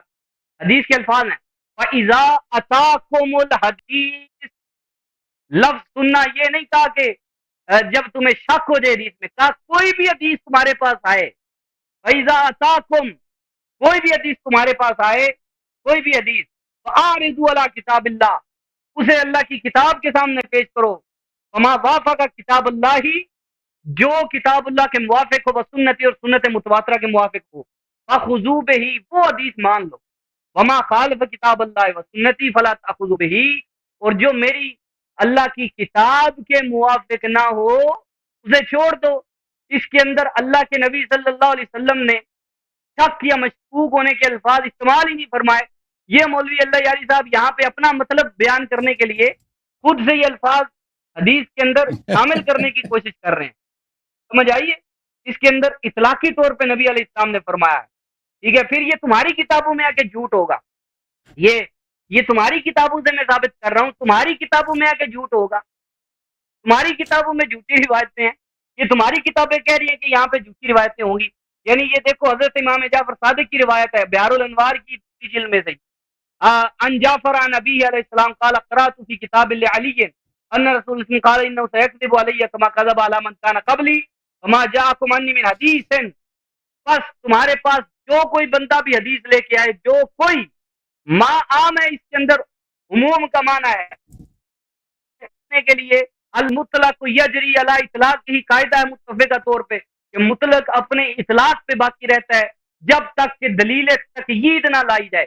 مولوی صاحب آپ کی بات یا آپ کی کسی محدث کی بات، کیونکہ آپ کا اپنا مسلک یہ ہے کہ کسی مولوی کی بات حجت نہیں ہے، آپ کی بات کیسے حجت ہو جائے گی کہ اللہ کے نبی صلی اللہ علیہ وسلم مطلق فرما رہے ہیں کہ کوئی بھی حدیث آئے اسے پرکھ لو اللہ کی کتاب کے سامنے.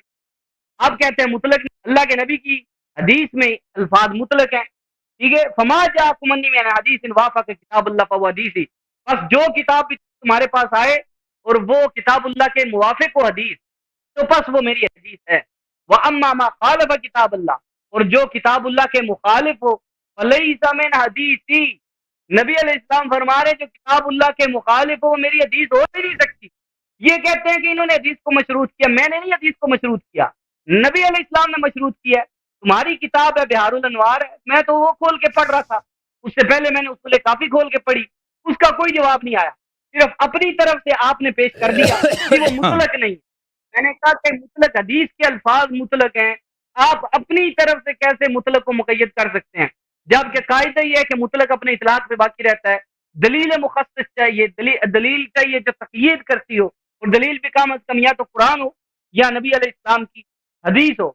سمجھ آئیے بات کی. اب یہاں پہ آپ نے کہا کہ بعض وہ موافق نہ بھی ہوں، مخالف بھی ہوں، یعنی موافق نہ ہونا یعنی مخالف ہونا، مخالف بھی ہو کتاب اللہ کے تب بھی اس پہ عمل کیا جائے گا. یہ آپ نے اصول کہاں سے لیا؟ آپ مجھے یہ بتائیں کہ آپ یہ کون سی حدیث ہے آپ کے پاس جس کے اندر یہ کہا گیا ہو کہ حدیث کتاب اللہ کے موافق نہ بھی ہو تب بھی مانی جائے گی، تب اطاعت کی جائے گی. جبکہ میں نے آپ کے سامنے 10 نہیں، میں کہتا ہوں کہ میں 20 روایات آپ کی کتابوں سے پیش کر سکتا ہوں، اور میں نے 5 سے 7 8 روایتیں آپ کے سامنے پیش کر بھی دی ہیں کہ نبی علیہ السلام نے مشروط کر دیا ہے حدیث کو. کیونکہ بعد میں بہت سارے جو رافضی راوی ہیں، بہت سارے خارجی راوی ہیں، بہت سارے ناسبی راوی ہیں، وہ حدیثوں میں جھوٹ بولیں گے. آپ کو علم تھا اس واسطے. یہ تو آپ کی کتابیں گواہی دے رہی ہیں کہ جھوٹ ہوگا، ہماری کتابیں تو دے رہی ہیں، آپ کی کتابوں سے میں گواہی پیش کر رہا ہوں کہ جھوٹ ہے ان کتابوں میں، جھوٹ ہے ان کتابوں میں. آپ کہتے ہیں نہیں ہے، رسول اللہ کہتے ہیں ان میں ہوگا جھوٹ. اب جب جھوٹ ہوگا تو پھر علل اطلاق رکھنا پڑے گا. علل اطلاق جو ہے ہم تک پہنچی ہے وہ حجت نہیں ہے جب تک کہ ثابت نہ ہو جائے کہ رسول اللہ کے حدیث ہے. وہ ثابت کیسے ہوگی؟ تواتر سے. اب آپ نے کہہ دیا کہ اصول سے جو آ جائے، بھائی اصول سے آ جائے. ایک بزرگ نے کتاب لکھ دی ہے، تو ایک بزرگ کی لکھی ہوئی کتاب کیسے متواتر ہوگی؟ یہ مجھے مطلب ہے سمجھا دیں آپ کیسے متواتر ہوگی. ایک بزرگ کی اصول کی کتاب آپ نے کہہ دیا، یہ کتاب سلیم ابن قیس ہیں، اس کے علاوہ جتنی کتابیں اس طرح کی لکھی گئی ہیں اب ایک سلیم ابن قیس جو راوی ہے، ایک راوی کی روایت کو تو ہم خبر غریب کہتے ہیں یا اخبار احاد میں سے، اور اخبار احاد آپ کے نزدیک کی ظنیات میں سے، ٹھیک ہے. اب وہ جو اصول ہے وہ کیسے متواتر ہو گئے؟ تو میں یہ بات کر رہا ہوں کہ آپ وہ حدیث پیش کریں، اس بات کا جواب دیں، وہ حدیث پیش کریں اپنی کتابوں سے، معتبر حدیث پیش کریں اس میں یہ کہا گیا ہو کہ جو حدیث کتاب اللہ کے موافق نہ بھی ہو تب بھی وہ واجب العمل ہے. بتاؤ مجھے کوئی حدیث ہے تو لے کے آؤ، جواب دو. میرے محترم ناظرین، مولوی صاحب بہت ہی اپنے اصول کو بھول گئے، اپنے کتب کو بھول گئے، اور سب علمی قواعد کو انہوں نے شیعوں سے تعصب کرتے ہوئے بھول گئے. بھائی انہوں نے ایک طرف تو اعتراف کر دیا بھائی قرآن کے متعلق میں نے ان سے بار بار پوچھا کیونکہ ان کے پاس جواب نہیں ہے. بھائی قرآن ان کے پاس مشکوک، اب انہوں نے خود کہہ دیا کہ ان کی کتابیں سب کے سب مشکوک ہیں. وہ چاہتے ہیں کہ شیعہ کتب حدیث کو بھی مشکوک بنا دیں. ان کے اپنے کتب کے متعلق انہوں نے تو اعتراف کر لیا کہ ہمارے کتب کیا ہیں، مشکوک ہیں، کیونکہ یہ خبر واحد ہے، فلانے نے فلانے سے 10-15 واسطے کے ساتھ روایت کیا. یہ خبر صحیح بھی ہو تو یہ مشکوک ہوتا ہے، بلکہ جھوٹ بھی ہو سکتا ہے، کیونکہ اصح الاسانید بھی جو ہے ان کے نزدیک وہ اس کا نہ صرف مشکوک ہونا بلکہ اس کا مکذوب ہونا ثابت ہے. تو پھر ان کے دین کیا، یا تو قرآن ہے یا سنت ہے، یا تو قرآن یا سنت ہے. ٹھیک ہے نا بھائی، شریعت تو یہی ہے. یہ دونوں ان کے نزدیک مشکوک، ان دونوں سے تو انہوں نے ہاتھ اٹھا دیا. اب یہ کہتے ہیں کہ شیعوں کے نزدیک بھی یہی ہونی چاہیے. حالانکہ شیعوں کے نزدیک یہ نہیں ہے میرے محترم ناظرین. انہوں نے کہا کہ نبی صلی اللہ علیہ وسلم کہ ہم وہ صرف وہ احادیث مانیں گے جو قرآن کے موافق ہے. تو بھائی مجھے بتاؤ بخاری مسلم میں کتنے احادیث ہیں جو اس سے ملتی جلتی آپ کو آیت قرآن میں ملے گی؟ بہت سارے، اکثر احادیث میں کہ جو ہے قرآن میں اس کی آیت نہیں ہے. مغازی کے جتنے احادیث ہیں، سیرہ کے جتنے احادیث ہیں، احادیث فعلیہ جتنے ہیں 99% اس کے قرآن میں آپ کو آیت نہیں ملے گی. احادیث فعلیہ جو ہیں، احادیث قولیہ، اور 90% اس میں قرآن کی آپ کو آیت نہیں ملے گی. تو ابھی جو ہے نا آپ نے جو ہے وہ شیعوں سے لڑائی کے چکر میں آپ نے الحمدللہ اپنے احادیث تو مشکوک تھی، وہ مشکوک بھی جو ہے نا اس میں سے بھی آپ نے ہاتھ اٹھا لیا.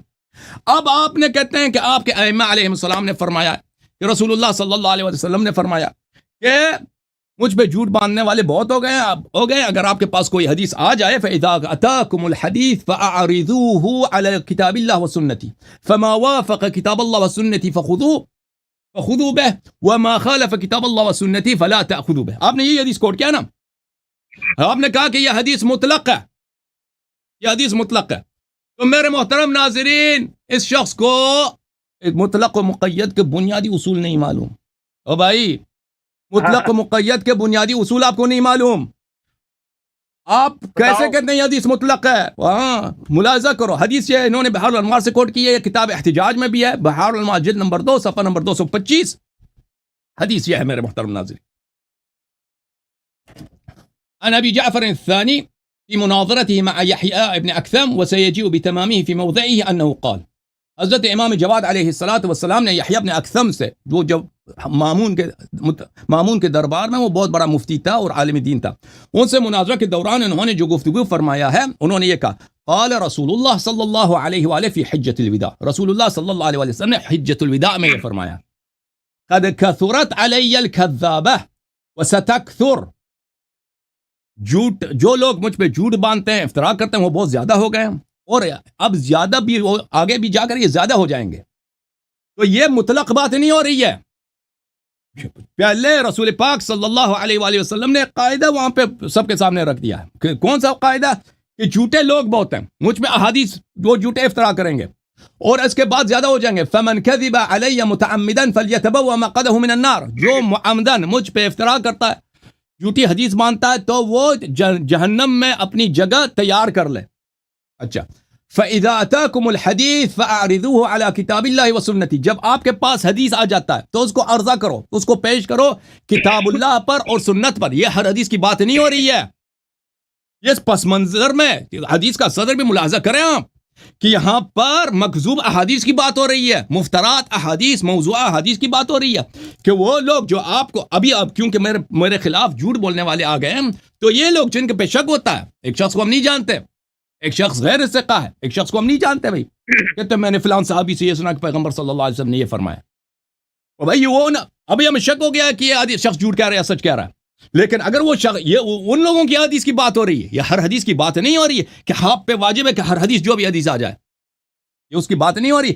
جو بھی حدیث آ جائے آپ اس کو عرضہ کرو کتاب اللہ و سنتی پر. آپ کے علماء خود اس بات کے قائل نہیں ہے، شیعہ بھی اس بات کے قائل نہیں ہے کہ ہر حدیث کو آپ کو عرضہ کرنا پڑے گا قرآن پر. ان احادیث پر جو مشکوک ہیں ان کو دیکھنا پڑے گا، اور وہ بھی صرف قرآن پہ نہیں ہے. فَأَعْرِضُوهُ عَلَى كِتَابِ اللَّهِ وَسُنَّتِي، حدیث کو سنت متواترہ، سنت قطعیہ، سنت ثابتہ سے ملاؤ کہ بھئی یہ ہو سکتا ہے پیغمبر نے کہا. ان کے اپنے صرف کتاب پہ نہیں ہے، حدیث کو حدیث پہ بھی عرضے کا کہا. تو یہ کس حدیث کی بات ہو رہی ہے؟ حدیث وہ حدیث جس پہ ہمیں شک ہو گیا ہے، کیونکہ جھوٹے لوگ بہت ہیں. ہر حدیث کی بات نہیں ہو رہی ہے. فما وافق کتاب اللہ و سنتی فخذوا بہ وما خالف کتاب اللہ و سنتی فلا تاخذوا بہ. پر ان مشکوک احادیث میں سے جن پہ آپ کو شک ہو گیا کہ جھوٹے لوگ نقل کر رہے ہیں، آپ کو شک ہو گیا تو اس کو کتاب اللہ اور سنت پہ عرضہ کرو. اگر کتاب اللہ اور سنت حدیث نبی صلی اللہ علیہ وسلم سے موافق ہو تو اس پہ عمل کرو، اگر نہیں ہے تو عمل نہ کرو. میرے محترم ناظرین، میں اس کی ایک مثال آپ کو دیتا ہوں. اس حدیث میں تو قید واضح ہے، یعنی حدیث مطلق ہے ہی نہیں. یہ شخص کہہ رہے ہیں مطلق ہے. صدر حدیث میں اس کا قید موجود ہے کہ کذابین کہ کذب کے پس منظر میں یہ بات کہا جا رہا ہے. لیکن بعض ایسے احادیث ہیں کہ انہیں میں ملفوظ قید نہیں ہے. یہاں پہ ملفوظ، یہاں پہ منطوق، یہاں پہ مذکور قید موجود ہے اس حدیث میں. بہت سارے احادیث ان کے اپنے کتب میں کہ وہ مذکور نہیں ہے قید اس میں سے. ملاحظہ فرمائے کتاب سنن ابن ماجہ چاپ دار الفکر، یہاں پر صفحہ نمبر 56 میں حدیث باب فضل ابی ذر، یہ حدیث صحیح بھی ہے. قال النبی صلی اللہ علیہ وآلہ وسلم ما اضلت الغبراء ولا اضلت الخضراء من رجل اصدق لہجتا من ابی ذر. نیلی آسمان نے سایہ نہیں ڈالا ہے، خاک والی زمین، سیاہ زمین نے اپنے اوپر اٹھایا نہیں ہے ابو ذر سے زیادہ سچے آدمی کو. یعنی آسمان کی نیچے زمین کے اوپر ابو ذر سے سچا صادق تر آدمی نہیں گزرا. بھائی یہ حدیث مطلق ہے ظاہر میں، اس میں سب انبیاء آ جاتے ہیں. یعنی ابراہیم علیہ السلام سے بھی اصدق، موسیٰ علیہ السلام سے بھی اصدق، عیسیٰ علیہ السلام سے بھی اصدق، انبیاء سلف سب میں سے اصدق، رسول پاک صلی اللہ علیہ وسلم سے بھی، یا کم از کم ان کے مساوی. یعنی رسول پاک صلی اللہ علیہ وسلم بھی زیادہ سچے نہیں تھے ابو ذر. یہ ہو سکتا ہے معنی اس کا؟ نہیں معنی ہو سکتا ہے اس کا، یہ معنی نہیں ہو سکتا اس کا. یہ کیا؟ یہ ظاہر میں مطلق ہے، باطن میں یہ مقید ہے. یہ انبیاء معصومین اس میں سے خارج ہیں، بقیہ لوگوں کی بات ہو رہی ہے. اس طرح کے احادیث کتنے زیادہ ہیں، اتنے احادیث کے ظاہر میں یہ مطلق ہیں، باطن میں یہ مقید ہیں، بہت زیادہ ہیں. بلکہ اغلب وہاں پہ فخر رازی صاحب کا ایک کتاب ہے، اس میں وہ فرماتے ہیں کہ اغلب بلکہ وہ ہیں، معاف کیجیے فخر رازی نہیں، غزالی صاحب، ان کے اصول کی ایک کتاب ہے، وہ کہتے ہیں اکثر احادیث اسی زمرے میں آتے ہیں. اکثر احادیث ظاہر میں عام ہے، باطن میں لیکن وہ خاص ہے. ظاہر میں مطلق ہے، باطن میں مقید ہے. مثلا آیہ ملاحظہ فرمائے قرآن مجید میں الذين ينفقون اموالهم بالليل والنهار سرا وعلانية فلهم اجرهم عند ربهم ولا خوف عليهم ولا هم يحزنون. جو لوگ اپنی مال کو چھپ کے یا ظاہر میں خرچ کرتے ہیں، رات کو اور دن کو، تو ان پر نہ خوف ہے نہ حزن ہے، وہ سیدھے جنت جانے والے لوگ ہیں. تو بھائی یہاں پہ تو کافر بھی آ جاتے ہیں. اس میں کافر کم ہے، فلنتھراپسٹ کافر کم ہے پوری دنیا میں. یہ بل گیٹس ہے بھائی، اس نے پچھلے 30 سال سے $30 بلین سے زیادہ اس نے خرچہ کیا افریقہ میں. وہاں پہ دن رات پیسے اس کے خرچ ہو رہے ہیں، علانیہ اور باطن میں پیسے خرچ کر رہا ہوں. ٹھیک ہے نا؟ کتنے لوگ ہیں کفار، کتنے فلنتھراپسٹ ان کے کمپنیز ہیں، ان کے آرگنائزیشنز ہیں، ان کے ادارے ہیں. مسلمانوں کے ملکوں میں جا کے یہ دوائی تقسیم کرتے ہیں، بھائی مسلمانوں کے لیے یہ کتاب وغیرہ چھاپتے ہیں، اسکول مدرسے بناتے ہیں. افریقہ میں، پاکستان میں، وہ انڈیا میں کہاں پہ کرتے ہیں. تو بھائی یہ سب جنت جائیں گے؟ اور نہیں بھائی، یہ ظاہر میں مطلق ہے، باطن میں یہ مقید ہے. تو میرے محترم ناظرین، اس مولوی صاحب کو مطلق مقید تو مدرسے میں آپ نے سنا، جلدی میں ادھر آ گئے شیعوں سے مناظرے کے لیے، لیکن آپ بھول گئے کہ یہاں پہ ہر حدیث جو ظاہر میں مطلق ہوتا ہے وہ حقیقت میں مطلق نہیں ہوتا، اس کی قید بھی دیکھنی پڑتی ہے. یہ حدیث، بلکہ یہ حدیث ظاہر میں بھی مطلق نہیں ہے. جس حدیث کو آپ نے کوٹ کیا نا، وہ آپ کو کوئی کام نہیں دیتی. وہ حدیث، اس میں مکذوب حدیث کی بات ہو رہی ہے، سر حدیث کی بات نہیں ہو رہی. پہلی بات. دوسری بات ہے کہ اس میں قرآن، جس طرح قرآن پہ عرضے کی بات کیا، اس میں حدیث پہ بھی عرضے کی بات کی ہے. وہ آپ نے چھپا دیا اور آپ کو سمجھ بھی نہیں آئی. اچھا، اب یہ فرما رہے ہیں کہ آپ کے کتب کیسے متواتر ہو سکتے ہیں. بھائی ہمارے کتب یہ اس کو بات کو جانتے نہیں ہے کہ ہماری احادیث کیسے جمع ہوئی ہے. یہ سمجھتے ہیں جیسے ان کے کتب میں نا کہ بخاری نے فلانے سے سنا, فلانے نے فلانے سے سنا, فلانے نے فلانے سے سنا, فلانے نے فلانے سے سنا, فلانے نے فلانے سے سنا, فلانے نے ابو بکر سے سنا, ابو بکر نے رسول صلی اللہ علیہ وسلم سے سنا. تو اب ان کو شک ہو رہی ہے, ان کا حق بھی بنتا ہے, ایسی چیزیں مشکوک ہے, مشکوک ہے بھائی. رسول اللہ صلی اللہ علیہ وسلم کی حدیث ہے لَتَتَّبِعُنَّ سُنَنَ مَنْ كَانَ قَبْلَكُمْ شِبْرًا بِشِبْرًا وَذِرَاعًا بِذِرَاعٍ قالوا اليهود والنصارى قال فمن صلی اللہ علیہ وآلہ وسلم. فرمایا کہ آپ یہود النصارہ کی سنت پہ چلیں گے قدم بقدم منہ بمنہ. صحابہ نے پوچھا یہود النصارہ کی سنت پہ؟ فرمایا کہ اور کس کی؟ میرے محترم ناظرین, حضرت موسیٰ علیہ الصلوۃ والسلام کے پاس تورات اللہ کی جانب سے آیا تھا. تورات اللہ کی جانب سے آیا تھا, اس کو تورات بولتے ہیں, یہود بھی تورات بولتے ہیں, تورا بولتے ہیں, انگلش میں تورا بولتے ہیں. اور ان کی احادیث جو ہے اس کو تناخ بولتے ہیں, احادیث تناخ بولتے ہیں. تورا دو قسم کی ہے, ایک ہے ریٹن تورا, آپ جا کے دیکھ لو. جوش لوگ ہیں نا, ان کی بہت قانون ہے, ان کی فقہ ہے, ان کی بڑی کتابیں ہیں جوش, بالکل جیسے مسلمان ہیں نا, مسلمانوں کی, بلکہ مسلمانوں کی فقہ نہیں سے لی گئی ہے.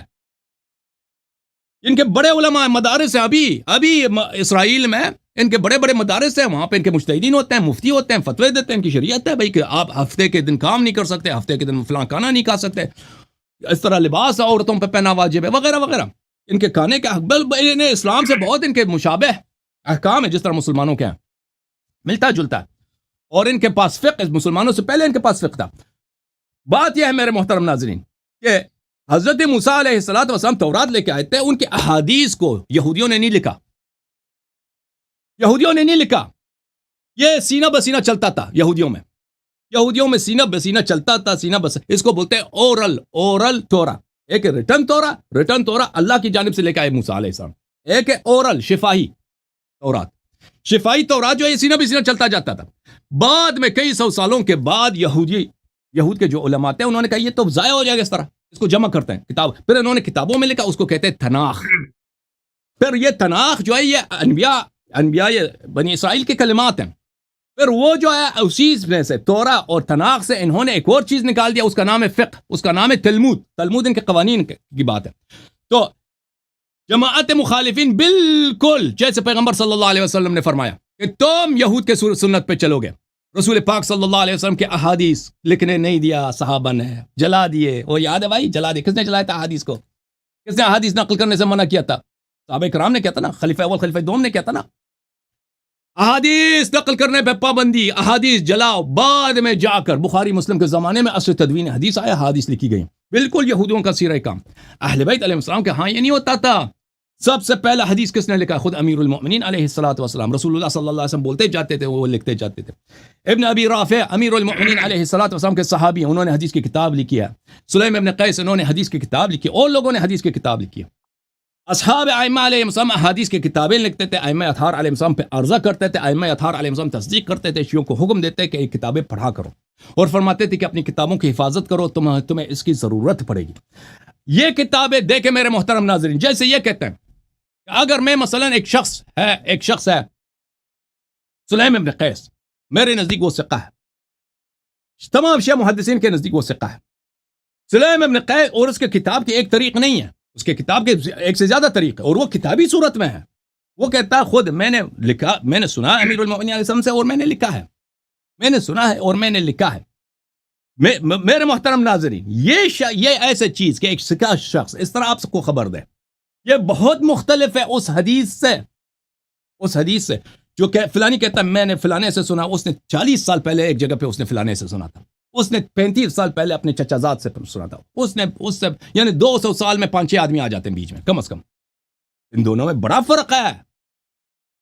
ایک شخص مجلس میں بیٹھ کر کتابت کرتا ہے حدیث کی, امام علیہ السلام سامنے بیٹھے ہیں, وہ کہہ رہے ہیں, اس سے جنابت اس طرح ہوتی ہے, وہ لکھتا جاتا ہے, حیض اس طرح ہوتی ہے, لکھتا جاتا ہے, قرآن کی تفسیر یہ ہے, وہ لکھتا جاتا ہے, ٹھیک ہے نا. اور امام علیہ السلام اس کی فرماتے ہیں کہ یہ صحیح ہے, ان پہ عمل کرو, یہ صحیح ہے, عمل کرو, یہ یقینی ہے. وہ جو تمہارا طریقہ کار ہے نا, فلانے نے فلانے سے سنا, وہ افواہیں ہیں. جیسے آپ نے خود نے کہا کہ صحیح سند بھی ہو پھر بھی وہ مشکوک ہے, بلکہ جھوٹی ہے. تو یہ آپ کی باتوں کے جواب ہے. میں سمجھتا ہوں کہ اب آپ کے پاس اب کیا کچھ ہے, باقی بچ گیا ہے, دوسروں کو باری دے دیں, بس اب ختم ہے. آپ نے قرآن سے بھی ہاتھ اٹھایا, سنت سے بھی, آپ کی سب باتیں ختم. मैं बता रहा हूँ, कुरान से हाथ नहीं उठाया, कुरान से आप हाथ उठाए हुए हैं। हाँ, कुरान से भी अभी आपने हाथ आपने उठाया, कहा सुन्नत कि से भी। आपकी, कुछ भी नहीं बचा आपके अब सुन पास। लो, मजहबी भी आपने अपनी अब मजहब सुन, बातिल करा के गए अल्हम्दुलिल्लाह। शिया इतराज के अब चक्कर सुन में लो ना, मैं बता रहा ये इसने अपने मजहब का बेड़ा गर्क कर दिया। कुरान से भी हाथ उठाया, सुन्नत तो वैसे भी इनके पास नहीं थे, खुद एतराफ किया कि सुन्नत इनकी मशकूक है, बल्कि इनकी सही सनद भी हो तो फिर भी झूठी है। अब क्या बचा आपके पास भाई? हूं। अब जरा मेरी बात सुन लो। अब ये तुम मैंने मौलवी मैंने साहब सवाल के कहते जवाब हैं दे कि दिया। आप, अब मुझे बताओ, अब सुनो बुखारी बात, मुस्लिम अब बात में जो सुनो, अहादीस हैं कि अब उनका बात सनद, सुनो मेरी, उनके मतन बात कुरान में नहीं सुनो। मिलता, तुम उसको जोड़ दोगे? अब मुझे बोलने दो, अब मुझे तुम मेरे बोलने सवाल दो, का जरा जवाब दे देना। मुझे बोलने दो, तुम मेरे किसी मुझे सवाल का जवाब बोलने नहीं दो, देते। सवाल के जवाब पड़े हैं। मुझे बोलने दो। पहली बात ये है कि ये मौलवी साहब कहते हैं कि आपके हदीसें फुलान फुलां फुलां से सुना, फुलां से सुना। मैं ये कहता हूँ कि तुम्हारे उसूल की किताबों में भी फुलान फुलां है, ठीक है, उसूल यानी उसूल काफी ही देखो आप, तो यहाँ पे भी फुलान फुलां ही है, फुलान फुलां नहीं है तुम्हारी किताबों में। जवाब दूं? जवाब है दूं? जवाब अन दूं? अन फुलान फुलान जवाब तुम्हारी दूं? किताबों में। जवाब लोगे? चुप करो, जवाब लो फिर। इमाम जवाब दूं? आखिरी 12 इमाम में से आखिरी इमाम कब जा रहे हैं और कुलैनी कब किताब लिख रहा है? जवाब चाहिए, अभी अखबार जवाब कब दे लिखी देते हैं जा भाई, रही है? जवाब अभी दे देते हैं भाई। देखे मेरे मोहतरम तो नाजरीन, मखसूद, अइम्मा ताहिरीन, जवाब दे दूं या आप मुझे अपनी बात करना चाहते हैं? नहीं मैं बात कर रहा हूँ, मेरी बात इसका सुनो। इस इश्काल का जवाब हाँ, हम बारहा दे चुके और हैं। ये एक कुछ भी नहीं है, ये हल्की सी जाहिलाना सी बात है। और दूसरी दूसरी ये बात कि आपके नजदीक भी हमारे नजदीक भी खबर अहाद जन्नी है, आपने ये माना है, समझ आप आइए। हुज्जत ही नहीं मानते हैं, फिर आप हुज्जत आपने ये मानते हो। कहा फर्क यह है, फर्क यह है कि तुम कुरान की मुखालिफत करते हो, इन ज़न्न ला युगनी अनिल हक़्क़ि शैअ, तुम जन को हुज्जत मानते हो, हम जन को मरदूद मानते हैं, हुज्जत नहीं मानते। फर्क इसको नहीं मानते हम। हाँ, खबर रिवायत को हुज्जत ही नहीं मानते, खत्म बात। मैं आपको बताता हूँ, ऐसे बात नहीं होती। दलील की हम बात कर रहे हैं तो दलील जो है वो 4 किस्म की होती है, समझ आइए। दलील की 4 अक़साम बनती हैं, यानी अब पूरा दलाइल का अगर आप अहाता करें, उनको समराइज करें, तो दलील की 4 किस्में बनती हैं। पहली एक दलील जो सबसे कवी दलील होती है, जो कती दलील होती है, वो कती सबूत और कती दलालत होती है, किसी भी माना को, किसी भी मफहूम को साबित करने के लिए, ठीक है। दूसरे नंबर पे आती है कती कती सबूत जन्नी दलालत। अब पता नहीं आपको सबूत और दलालत का पता है या नहीं है। अच्छा, तीसरे नंबर पे आती है जन्नी जन्नी सबूत और कती दलालत। चौथे नंबर पे आती है जन्नी सबूत और जन्नी दलालत। हमारे नजदीक मैंने आपको बताया कि मसाइल के दराजात, ठीक है, एक इबादत का मसला है, एक इस्तेहबाबी मसला है, एक वाजिबी मसला है, एक फर्जी मसला है, यानी फर्ज के साथ जिसका ताल्लुक है, एक जरूरियात दीन से मुताल्लिक मसला है। अब जिस दर्जे का मसला होगा, उस दर्जे की दलील वो दरकार होगी। अब अगर जिस तरह आप करते हैं कि वो रिवायात जो अखबार अहाद हैं वो पेश करोगे अपने अकीदे को साबित करने के लिए, अपनी कुतुब से, हमारी कुतुब से, तो उनसे अकीदा हम कहते हैं साबित, सिर्फ और सिर्फ कती दलील से साबित होगा, अकीदा जन्नी दलील से साबित नहीं होगा। आपको ये बात समझ नहीं आ रही और आप घुमा फिरा के कि ये कुरान को नहीं मानते, हदीस को। मैं कहता हूँ कि कुरान पे हमारा ईमान है, और हमारा ईमान है कि जो रिवायात कुरान के बारे में मशकूक रिवायात हैं, वो रिवायात रद्दी की टोकरी में फेंक दी गई हैं। क्यों? मा वाफ़क़ किताब अल्लाह फहुवा हदीसी, जो किताबुल्लाह के मुवाफिक हो वो हदीस है, जो किताबुल्लाह के मुवाफिक ना हो उसको रद्द कर दिया गया है। और दूसरी बात, मौलवी साहब कह रहे हैं कि ये हदीस जो है जी, इसके अंदर कैद मौजूद है, हदीस के अंदर इसको मुतलक और मुक़य्यद का नहीं पता। अब मैं तुम्हें बताता हूँ कि नबी अलैहिस्सलाम ने एक चीज बताई है कि अगर परख ना हो कि सच है या झूठ है, ठीक है, तो उसे किताबुल्लाह पर पेश करो। ये कहते हैं ये कैद है। भाई कैद नहीं है। क्यों? अगर एक कैद लगाई है अहादीस मकज़ूबा, भाई अहादीस मकज़ूबा अगर पहले ही पता है कि ये हदीस मकज़ूबा है, तो फिर इनको सामने किताबुल्लाह के पेश करने की हाजत क्या है? फिर तो पहले ही डिफाइन है। यानी एक चीज जो पहले ही डिफाइन है उसको क्या डिफाइन करना है आपने? तो मतलब ये है कि एक चीज जो है हदीस के नाम से आ गई है, उसका पता लगाना होगा کہ یہ سچی ہے، یہ جھوٹی ہے، سچ ہے، یہ جھوٹ ہے، وہ کتاب اللہ کے سامنے. اب کہتے ہیں کہ قید ہے اس کے اندر کہ مکذوبہ. بھئی مکذوبہ اگر پہلے سے ہی یہ طے ہو گیا، پہلے سے ہی پتا ہے کہ یہ مکذوبہ ہے، تو پھر اس کو کیا پیش کرنا ہے کتاب اللہ کے اوپر؟ یہ ہے کہ یہاں پہ اطلاق ہی ہے، یعنی آپ ایک چیز کو اسی چیز سے ڈیفائن کر رہے ہیں، ایک چیز کی تعریف شیء بھی صحیح کر رہے ہیں. ٹھیک ہے، مسئلہ یہ ہے کہ مطلقاً آقا علیہ السلام نے فرمایا یہ جھوٹ ہے. کہیں بھی جھوٹی بات ہو سکتی ہے، کسی بھی واسطے سے جھوٹی بات ہو سکتی ہے، کسی بھی جگہ پہ جھوٹی بات ہو سکتی ہے. کوئی لکھنے والا جھوٹی لکھ سکتا ہے، کوئی بولنے والا جھوٹ بول سکتا ہے. ٹھیک ہے، بہت سارے کافی ہو گیا عوامل بھائی، تھے. کافی ہو گیا، ٹھیک ہے، سب کو بور کر دیا آپ نے، اور سب نہیں کو کافی بور کر نہیں، دیا، میری بات سنو ذرا.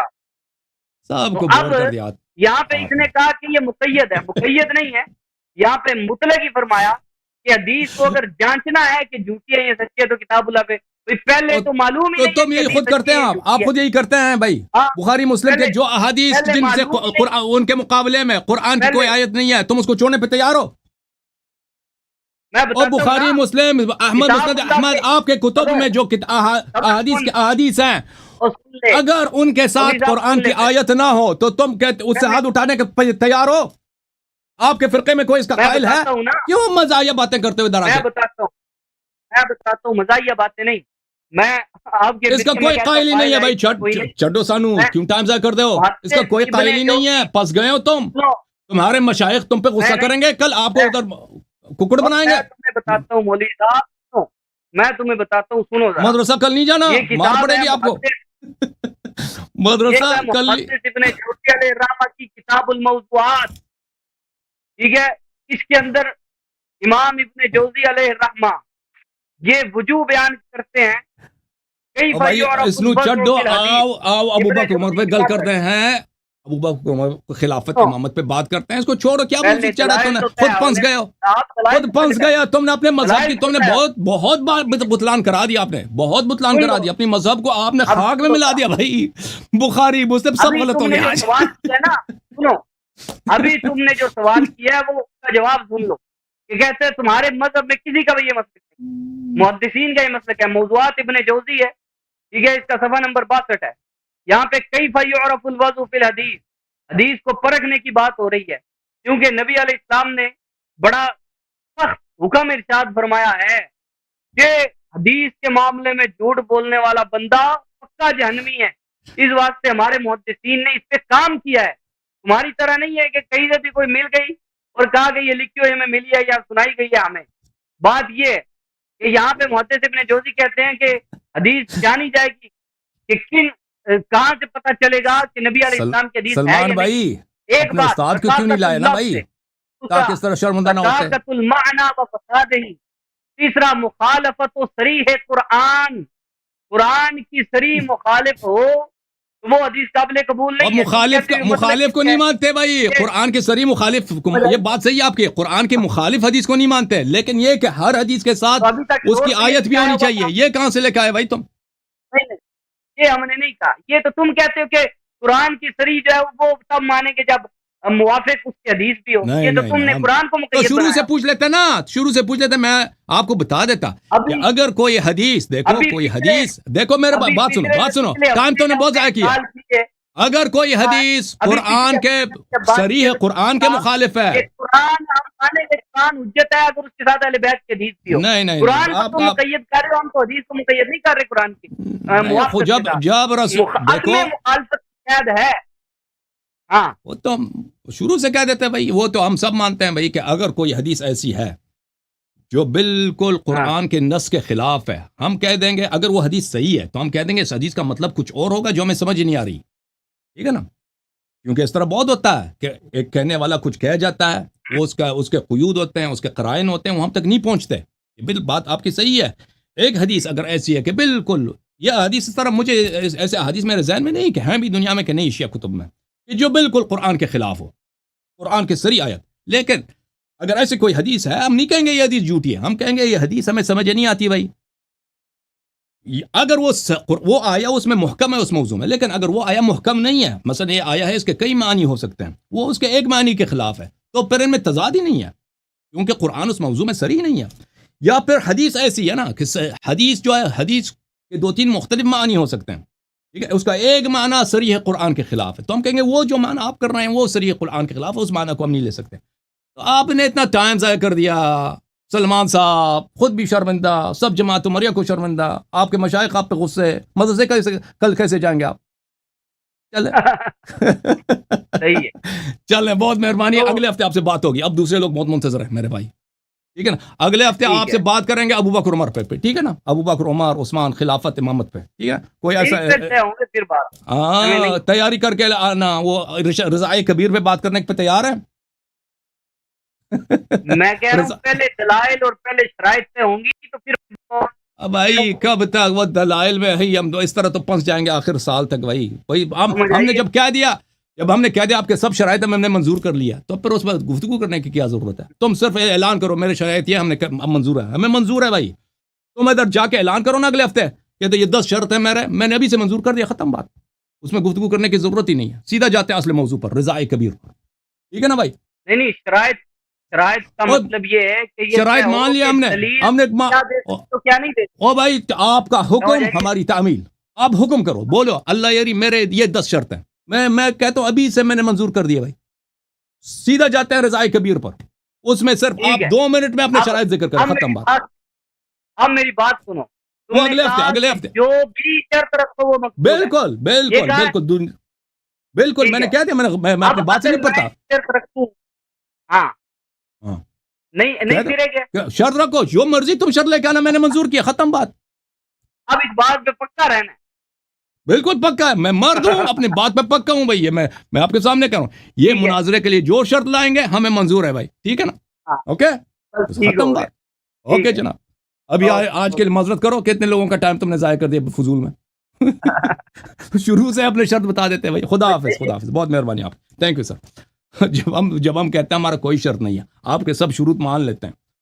ابھی جو 2 گھنٹے سے یہ بھائی یہ لگا ہوا ہے قرآن سے بھی اس نے ہاتھ اٹھایا، اپنی تمام سنت سے ہاتھ اٹھایا. اب انہوں نے ایک نقطہ اٹھایا کہ آپ کے کتب میں اسانید موجود ہیں. دیکھو میرے عزیزو، ہم نے بار بار کہہ دیے اسانید جو ہے نا کہ بخاری فلان سے کلینی فلان سے روایت کرتے ہیں، فلان سے روایت کرتے ہیں، وہ زرارہ سے روایت کرتے ہیں. یہ اسانید جو ہیں یہ اجازات ہیں، یہ نہیں ہے کہ وہ کسی نے سے انہوں نے یہ احادیث جو مشافہتاً نقل ہوئی ہیں، یہ اجازہ ہے.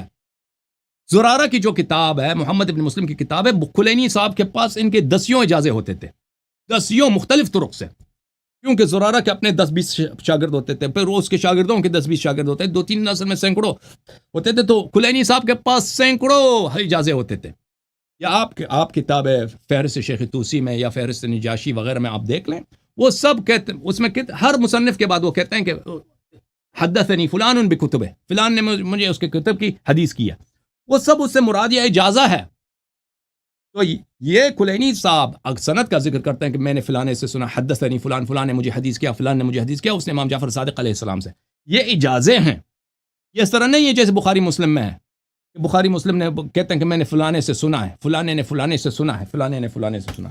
او بھائی آج یاد رکھو میرے عزیزوں، کہ بخاری مسلم، سنن ابن ماجہ، سنن ترمذی، سنن نسائی، مسند احمد ابن حنبل، یہ ان کے سب کتابیں یہ سب کوڑے میں پیڑ گئے، ختم ہو گئے. ان کے پہلے سے بھی اعتبار نہیں تھا. آج سلمان صاحب نے الحمدللہ رب العالمین خود اعتراف کیا ہے کہ سند صحیح ترین ہو سکتی ہے ان کے کتب میں، اور وہ حدیث نہ صرف مشکوک بلکہ کیا ہے، جھوٹی ہے. ٹھیک ہے نا، انہوں نے خود کہا ہے، پہلی بات. دوسری بات، انہوں نے کہا کہ سب کے سب احادیث ہمارے مشکوک ہیں. انہوں نے بار بار کہہ دیا کہ ہمارے احادیث ظنی ہیں. ظنی سے کیا مطلب ہے کہ ان کے شک ہے، ان پر یقین نہیں ہے، تو سب مشکوک ہے نا. اور قرآن فرماتا ہے ان الظن، یہ قرآن کی آیت ہے، لا یغنی عن الحق شیئا، ظن کا حق کے معاملے میں کوئی فائدہ نہیں ہے. ظن کو چھوڑو، ظن کو ہم عمل نہیں کر سکتے، یقین ہے تو صحیح ہے. ولا تقف ما ليس لك به علم، اللہ تعالیٰ قرآن مجید میں فرماتا ہے پیروی نہ کرو حرام ہے جس پہ تمہیں یقین نہیں ہے. جب تم خود کہتے ہو کہ تمہاری پوری سنت ہی مشکوک ہے، یہ تو قرآن کے خلاف ہو گیا، پھر اس کی سنت کی اتباع کیسے کر سکتے ہو؟ تم مشکوک ہے، اس کی اتباع نہیں کر سکتے. ختم بات نہیں کر سکتے تم. تو الحمدللہ. اور پھر انہوں نے یہ بھی اعتراف کیا کہ ہم ہر حدیث کو قرآن سے ملائیں گے. انہوں نے خود کہا نا آج کہا نہیں کہا کہ ہماری حدیث کو قرآن سے ملائیں گے، قرآن میں آیت ملی تو وہ صحیح ہے، تو بھائی تو پھر بخاری مسلم چلی گئی نا، ختم ہے. اس میں کتنے حدیثیں ہیں کہ اس حدیث کے متن پہ قرآن کی آیت موجود ہے. جی بھائی مجھے نہیں معلوم یہ کل مدرسے کیسے جائے گا. ادھر تو مولوی بیٹھا نا موٹے موٹے گردن والے اس بیچارے کو وہ بھائی وہ ورغلاتے ہیں کہ تو جا اللہ یاری کو پسا. یہ ان کا منصوبہ ہوتا ہے، یہ بالکل میٹنگ ہوتی ہے، کمیٹی ہوتی ہے ان کی، وہ تحقیق کر کے کل جا کے اللہ یاری کو اگلے ہفتے اس طرح پسائیں گے، وہ یہ کہے گا تم یہ کہنا، یہ کہنا. یہ سب آیت ہے نا الحمدللہ، ان کے سب مکر وغیرہ ختم. اب جو ہے نا وہ تو یہ مولوی صاحب ان کے جو اساتید ہیں مشائخ مدرسے میں، وہ تو یہ نہیں کہیں گے کہ ہم نے آپ کو غلط سکھایا تھا، وہ تو ان کو ڈانٹیں گے کہ تو نے جو ہمارا بیڑا غلط کیا. وہ تو اعتراف تو نہیں کریں گے نا. مولوی اعتراف کرے گا کہ میں آ رہا ہوں، وہ اس کو کہے گا کہ تو نے ہماری بے عزتی کرائی اللہ یاری کے سامنے. چلے الحمدللہ، شیعوں کو مبارک ہو.